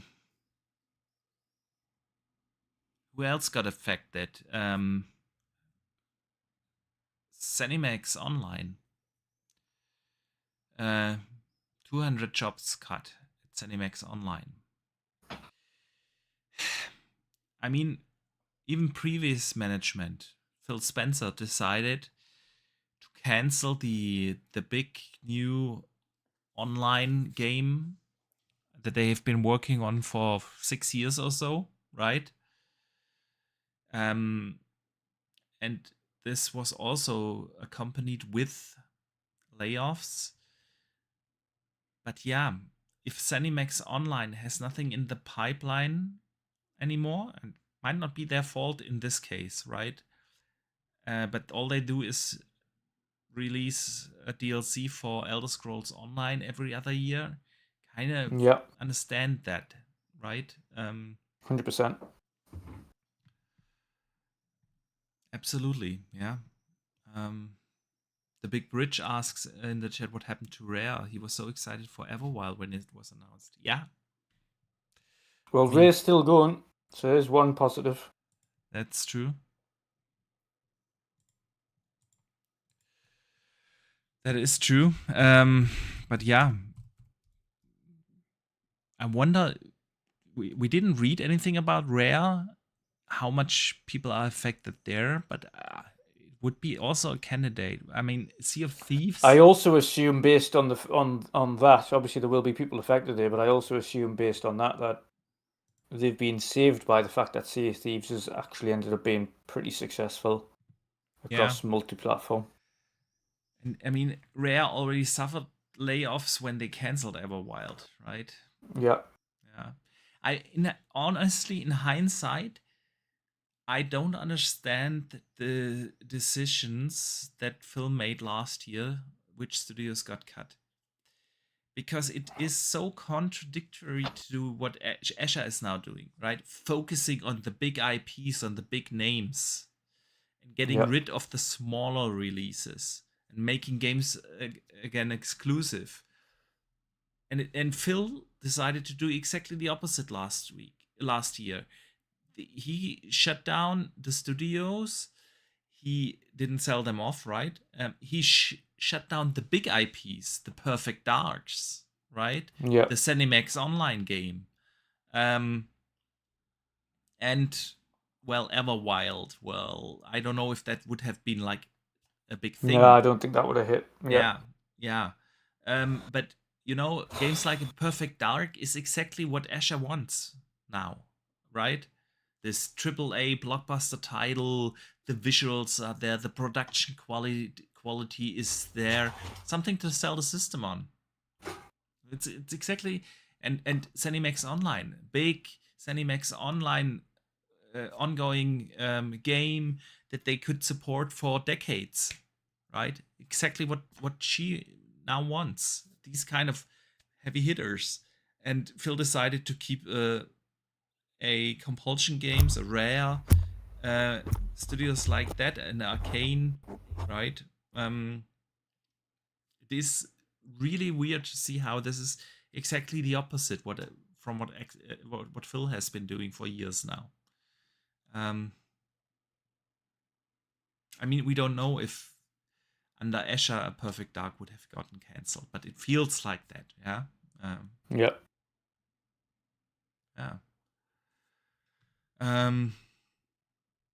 The Winter Shoulder says they will likely keep a small team on Sea of Thieves, but they wasted so much time and money. Yeah, I agree. It's hard to disagree.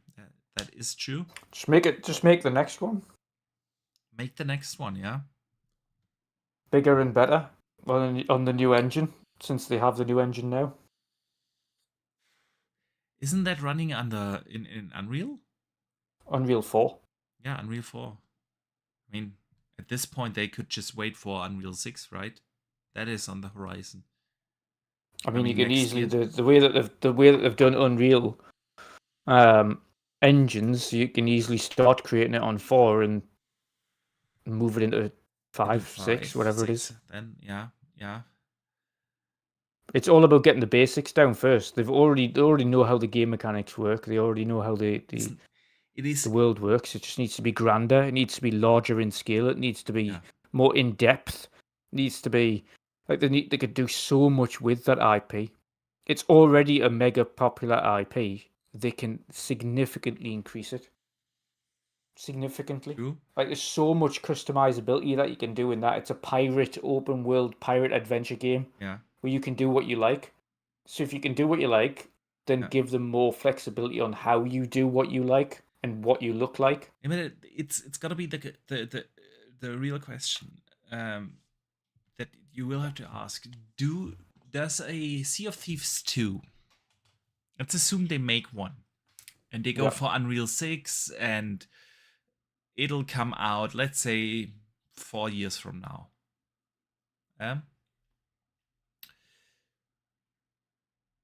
So around the year 2030, just for the sake of argument, is that gonna be a success? Because I think it'll do double-digit millions. The market for Sea of Thieves, a game like Sea of Thieves, 11 years ago when it came out, was completely different. In this day, over a decade later, 15 years later, the market of ongoing games, of games where that rely in terms of monetization on selling cosmetics, on these games as a service titles, is so saturated. You have seen so many high-profile games as a service titles, from Suicide Squad to Concord to dozens of them fail. Will Sea of Thieves stand a chance in that market? It is a big question, because the other argument you could make, and sorry, Winter Shoulder, I'm stealing that argument from you in the chat now, because that's a very, very good point. Rare is sitting on a gold mine of IPs. Yeah, one of them got taken off them. Which one do you mean? Perfect Dark. Mm-hmm. Yeah, but take that out. You're sitting on a gold mine of IPs with and games. Wasn't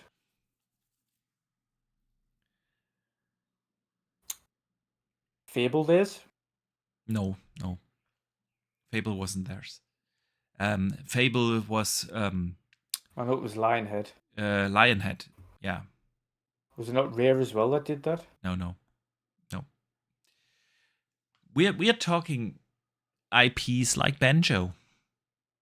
Bringing that into the conversation. I would rather not. I would rather somebody else. Yeah, I would rather Toys for Bob did a Banjo. yeah, you could find for all these IPs other developers. But at the end of the Viva day, Pinata. Jesus Christ, you're talking about big IPs, and then you talk. Sea of Thieves would absolutely obliterate a new Viva Pinata. they're sitting on It would. it.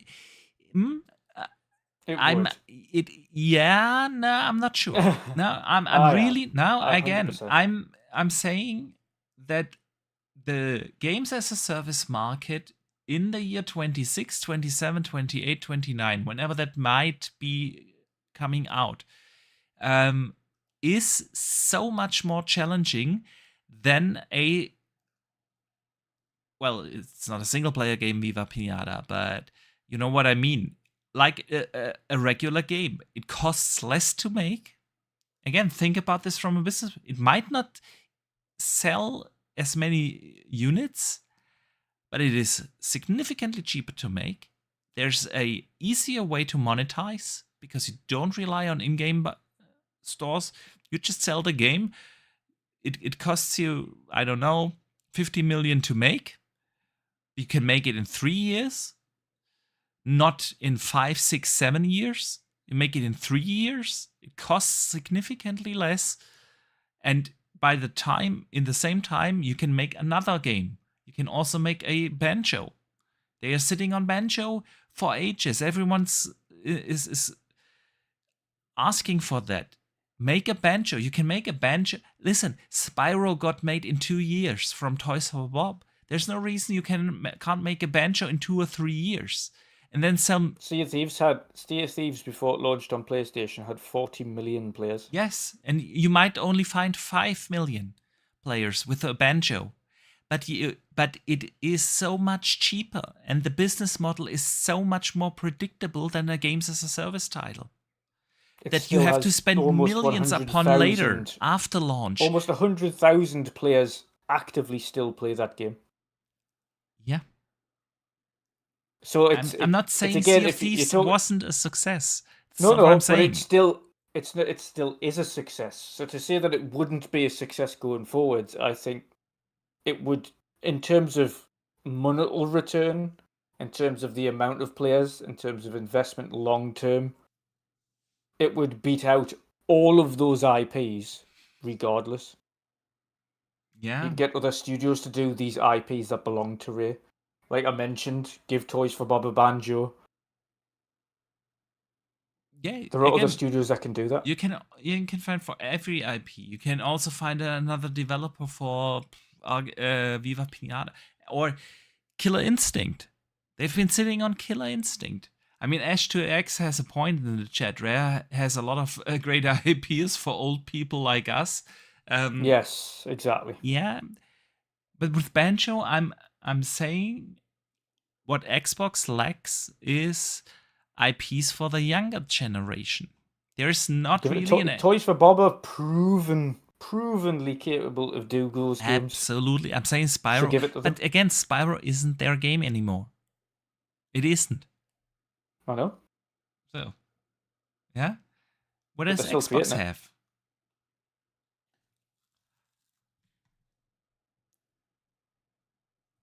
Big Bridge says smaller games, if popular enough, can be merchandisable. Tough. Merchandise, tough. I don't think merchandise hits as hard as it needs to be. Like a massive smash hit game in order to be merchandisable. Yeah, definitely.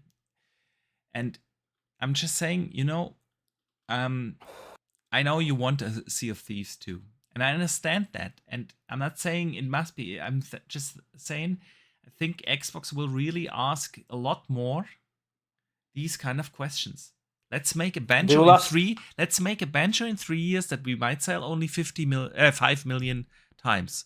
Or let's make a Sea of Thieves. It will take us twice as long, 6 years.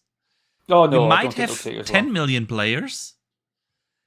But we also have to support that game with hundreds of millions in the years after launch. But it'll always have recurring revenue. Yeah. I'm not saying it's not a business model. It is the question, will they have such a big audience that this becomes a business case in the next years when the games as a service market has been so saturated, and even with big IPs behind them and hundreds of millions of dollars of budget, almost every games as a service title that launched in the last 5 years has completely failed. Correct. That aren't already established. Yes. Well, yeah. Kind of. That's the keyhole Destiny. there. Destiny has been on the downfall. Well, Got that's shut down. only because it was mismanaged. Yeah, I'm saying you gotta manage everything right. Yeah. And that's a big if. Can we actually do it? Can we pull it off? But they also did a lot of things to fuck off the community, such as removing game content like story content and blaming it on server space. Come on, that again. You have to get all of this right. And this is the big question that Xbox will be asking to all of their studios, right? And the studios will have less saying in what they do and how they approach things.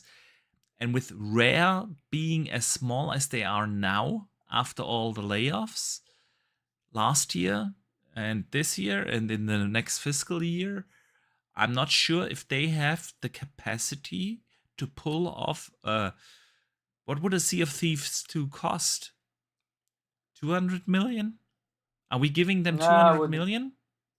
I wouldn't say so these days, because it's already something that's been developed. Now they have a core of a game that they can work on and just improve for the next iteration. Yeah.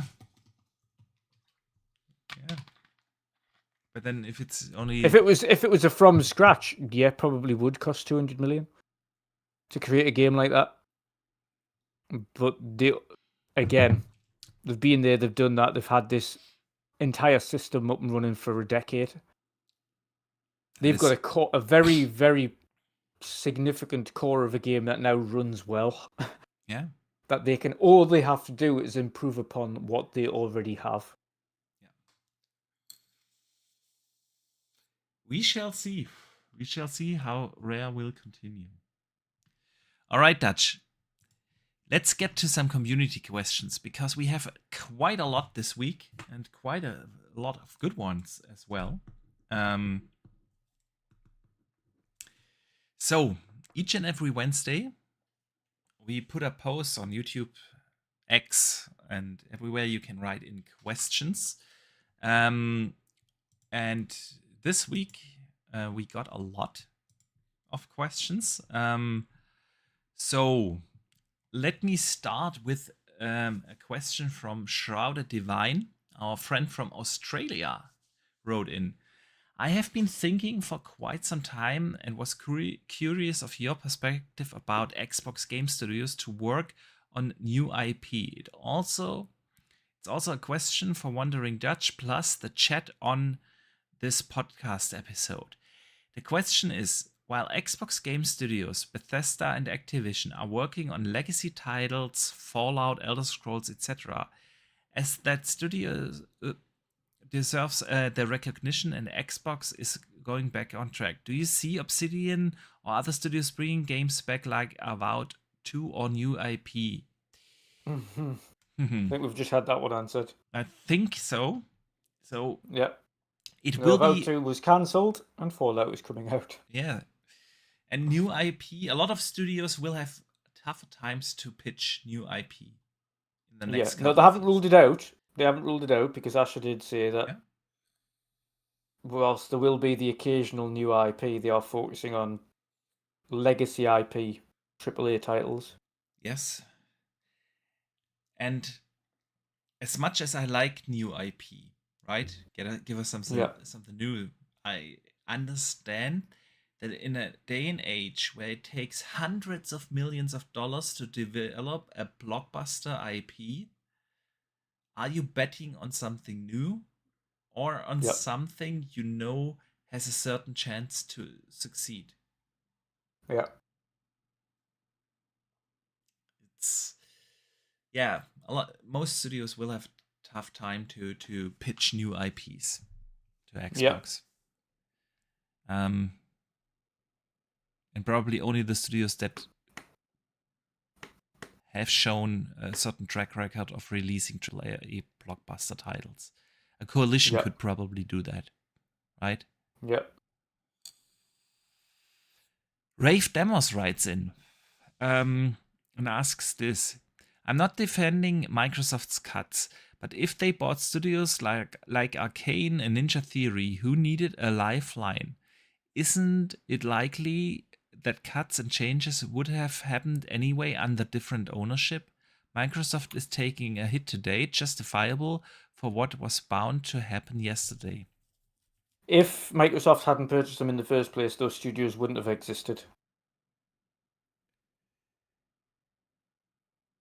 Ninja Theory wouldn't exist. Yes. Yeah. Double Fine wouldn't exist. Undead Labs probably wouldn't have existed. Compulsion wouldn't have existed. Wouldn't have existed. Arcane would have barely scraped through. But we know as a whole consortium, Bethesda are the ones that were asking to be purchased, Bethesda ZeniMax. Mhm. It wasn't a case of Xbox going out and choosing, it was a case of Bethesda coming to Xbox and saying, how about it? Yeah. Yeah. I mean, these smaller studios that they bought back in 2018. Yeah. In hindsight, you could ask the question, right? What did Xbox see in a Compulsion? I mean, a Compulsion at that time has released 2 games. The one was the super small indie passion project called Contrast, and they just launched We Happy Few, which was not good. Mixed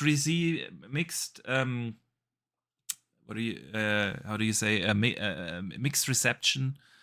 It was definitely nothing where they were hoping to sell consoles on, right? You could look at a Ninja Theory that was a super small studio and an indie studio that made one good game in Hellblade, right? What did they see in those studios? I mean, Double Fine obviously had Tim Schafer as a very prominent person in the games market, but games wise, there also has been a while since Double Fine actually released a smash out hit. If ever. I mean, I loved Brutal Legends, but I'm not sure if that was a real success considered. So you could ask the question, what did they see in those studios? Yeah. But then you also have to look at it in 2 ways. The one is the one from Dave Ramos, right? That is, well, those studios would have failed on their own anyway, so they would have been just gone if Xbox didn't sweep in and save them at the time. And at the same time, Xbox was sitting there and not owning any studios. They didn't have they had Halo, they had Forza Motorsport at the time. They didn't even own Playground Games at the time, right? Yep. And the Coalition, and that's it. That was their first party roster. And so yeah, they swooped in, tried to get a cheap. I must assume now that Compulsion Games was fairly cheap because the studio was struggling to stay alive, right? And they would have had layoffs all across the board. The studio would probably be gone by now, especially latest when the pandemic hit 2 years later. Those studios would have been shut down, right?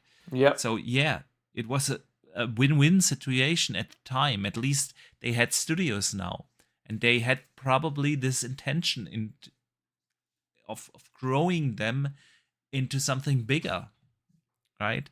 They wanted to grow a Ninja Theory into a AAA studio, but didn't succeed. Yeah, and so yeah, Rafe Demos has a point. Sergeant Sentinel writes in and asks this: Do you think PlayStation will ever acknowledge the backlash they've received online regarding their digital-only future, even if they are dismissive with their response? Nah. I don't think so. PlayStation doesn't I don't talk to think the they care. community. They are not. Facts beat feelings, unfortunately. Yeah. And again, even if Xbox would have responded by now, they might not have changed their point of view, but they would have answered something. Someone would have given an interview. Xbox always talks to journalists and influencers or posts something. They would have probably been more communicative about this. But Sony, they never talk to the community. Never. Right? Nope. We mentioned this last time around. They went through the whole backlash thing on the PS3, PSP marketplace a couple of years back and rescinded that.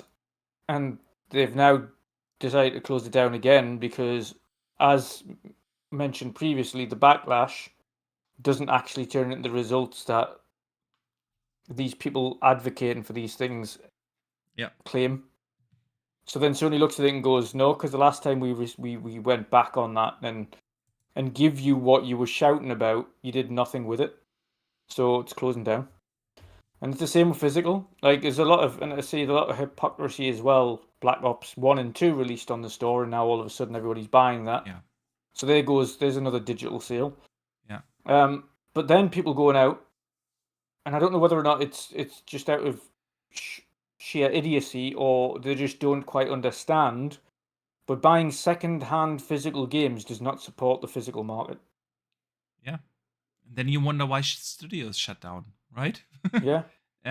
Listen, if you want to support physical, you need to buy physical games that are brand new, not second-hand, because that has no impact on the studio or their earnings or the platform and their earnings, and it doesn't count towards physical sales. Yeah.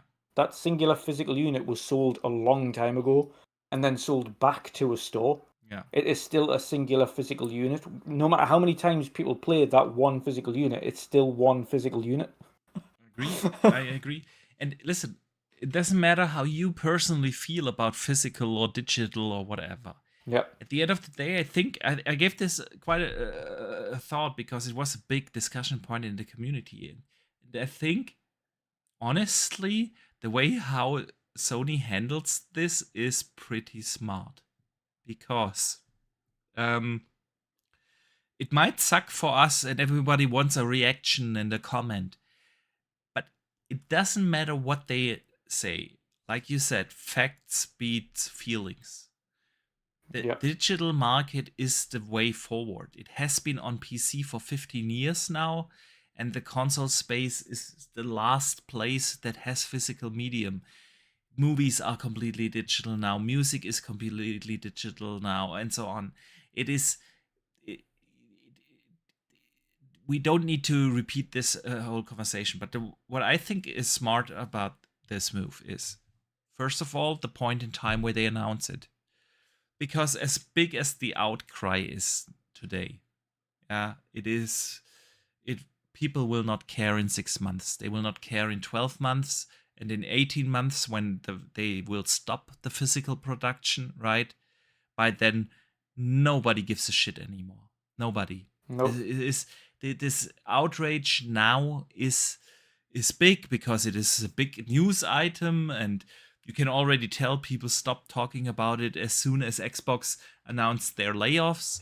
And it is, and in 6 months, everybody will have adjusted to the fact that, well, physical will be gone in a year. And by the time it will be gone, that's 1.5 years from now, it will not matter anymore. Nobody's going to talk about this. They will just phase this out, and the next game that comes out is only digital and nobody will talk about it.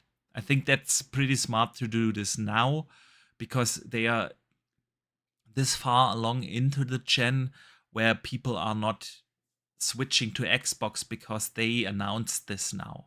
Yeah. And so it is a pretty good point in time to announce this. The second thing is smart.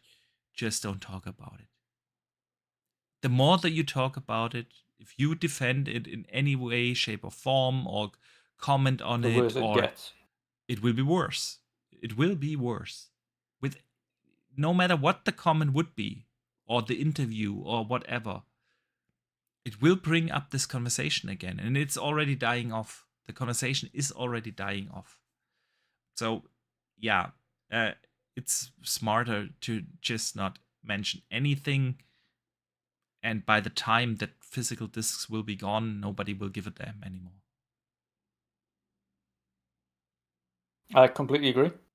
Like you say, the market has been in decline on the physical sales for the last decade, and it's only getting worse. And what really accelerated that was COVID and lockdowns. Significantly accelerated the digital market. Yeah, absolutely. Absolutely. Eski writes in, our good friend. He asks actually two questions. Should Xbox Helix come with a disk drive? Is the first one.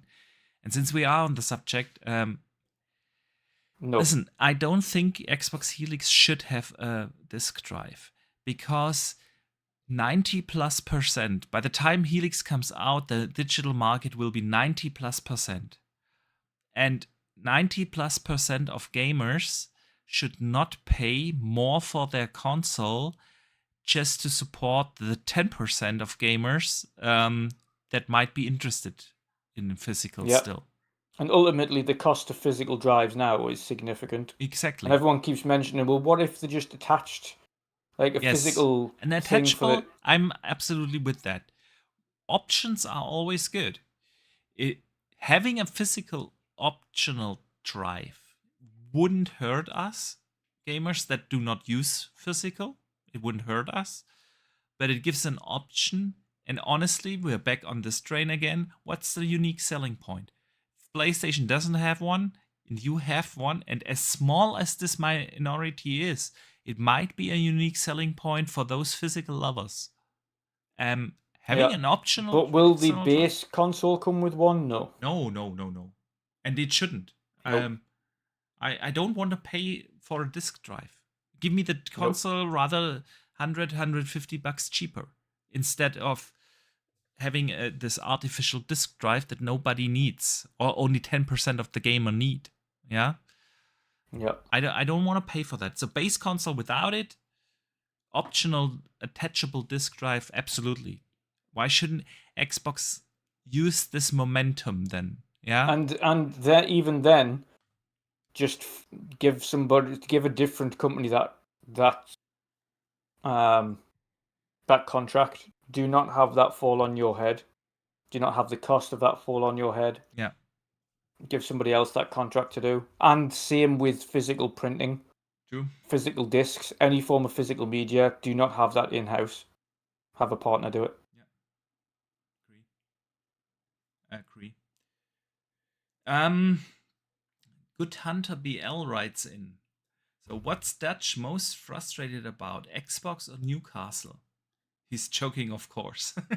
The question actually is, do you guys still think they are going to, with the plan for Helix and PS6 for 2028, or Xbox going earlier or maybe delaying and respec? I don't think there's any delays. No delays. And I don't think there's going to be a real big respec either. As much as they're all clamoring about it, I don't think the respec is going to be as significant as what people think. Like we say, the CPU, everything, the bare basics are already set in stone. Yeah.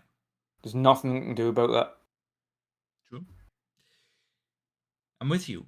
Listen, I think this whole we are delaying because part prices are at the moment high is the stupid thing. I think a few of them have already said it's pointless because it's going to be for at least the next 5 plus, if not forever. Yeah. That these costs are going to be high. Exactly. So it's absolutely zero point in delaying anything because it's not going to rectify. Nobody knows when the prices will actually come down, if ever. Yeah. Because even if the demand will be dropping, prices will not be dropping in the same way or in the same pace as they went up. That's Yep. always the case. Always. That's because of the boom in AI and data centers and everything to do with AI and data centers. But even if that demand drops, and with that, prices should drop. The price decrease takes a lot longer than the initial price increase. You've seen that with fuel prices, right? As soon as the war in Iran started, fuel prices within a day, they skyrocketed. They almost doubled here in Germany. Yeah, within a day. And even if that war ever ends, it will take years till that the prices come down. And the same goes for the RAM. This is ridiculous to think about. Nobody knows when this will, if ever, will actually come down in price, and so you can't schedule your hardware release along that. That is a ridiculous thing to say. The thing is, everyone is expecting, or most people are expecting, Project Helix in 27. And I fully believe that that's the plan. They have announced the console. They have talked about the console. They have said they are sending out dev kits early 27. And usually the dev kits are being sent out the same year as the console launches. So it all points towards the 27 release. And I fully expect the next Xbox to come out next year. Yeah, otherwise it would have been so stupid of them to start talking about it. And Ashas announced the logo and the name, and they talked about at GDC about this. And if the console was supposed to come out 28, that wouldn't make any sense to do so. So, yeah, Xbox is 27 if you ask me. PlayStation, on the other hand, has never ever, not once, hinted at a launch in 27. So I think PlayStation 6 is 28. There is and that is not a delay. That has always been the plan. If you ask me. I agree. Yeah. All right. You can't delay something that's not being announced. Exactly. Well, technically, Xbox hasn't announced a release date either, but they at least talked about the console. Exactly. Yeah. That's a bit different. Yeah. Time for the big bridge question of the week. Hello, Boxy and Dutch. Before my very short question, I would just like to share my appreciation. I have always enjoyed all of your exciting podcasts and creative answers to my kooky questions. Listening to them every early morning with coffee in hand has become almost kind of a ritual, which I look forward to. Just wanted to say a big thank you. Well, super appreciate that. Truly means a lot. I'm glad you are enjoying the podcast. We do that as fun, for fun, and we do it to bring joy to other people, and truly means a lot that you enjoy the podcast. So here's the question. I heard that you have a vast and fantastic collection of digital, mostly video games. But do you have a favorite physical collector's edition game with fancy merchandise which you keep guarded at all times?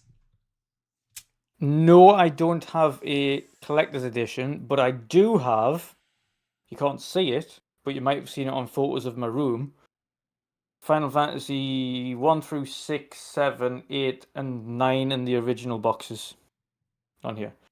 I am a massive Final Fantasy fan. I still have all of the originals.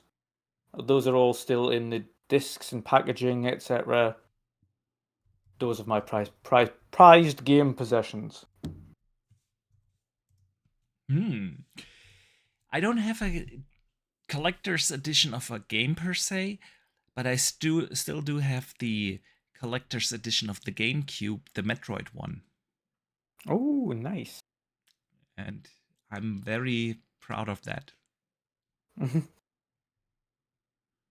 So yeah, I don't honestly.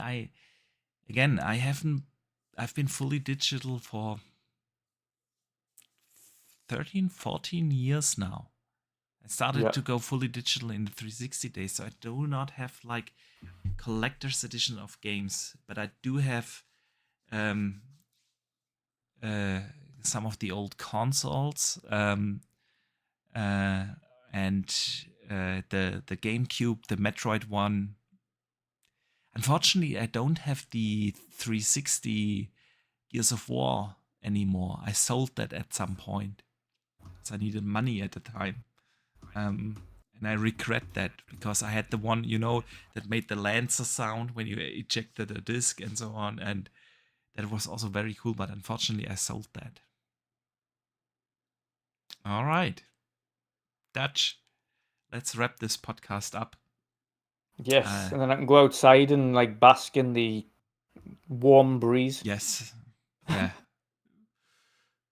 It still says we have 28 degrees now and it's 11:30. Yeah, this room is definitely 20 odd degrees. That's more than that. The PC is heating up the entire room like crazy. All right. I want to say a big thank you to our awesome community. We had great conversations here today, also in the chat. Super appreciate you guys. Big thank you to everyone who listens after the fact on Spotify and Apple Podcasts. We sometimes don't recognize that, but Dutch, we have a really good growing community on the podcast services as well. We always react during the show, obviously, to the live chat, but I want to say a big thank you to this community as well.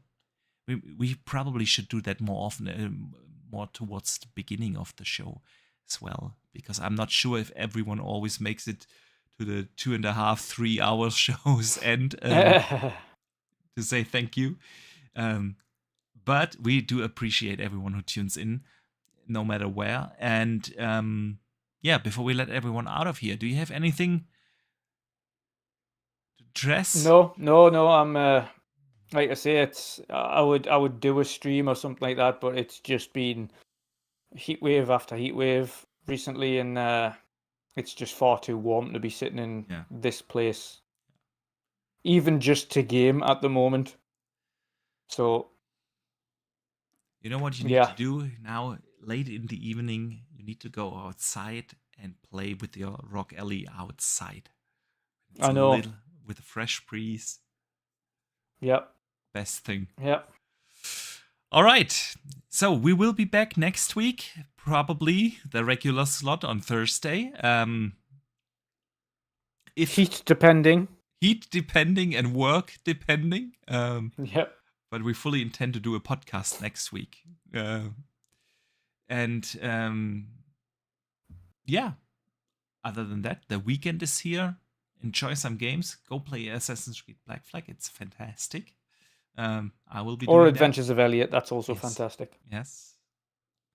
Or tons of other games that are great and out there right now. Yeah. So there's plenty to play. Enjoy your gaming. We see you guys next week. And don't forget to game on.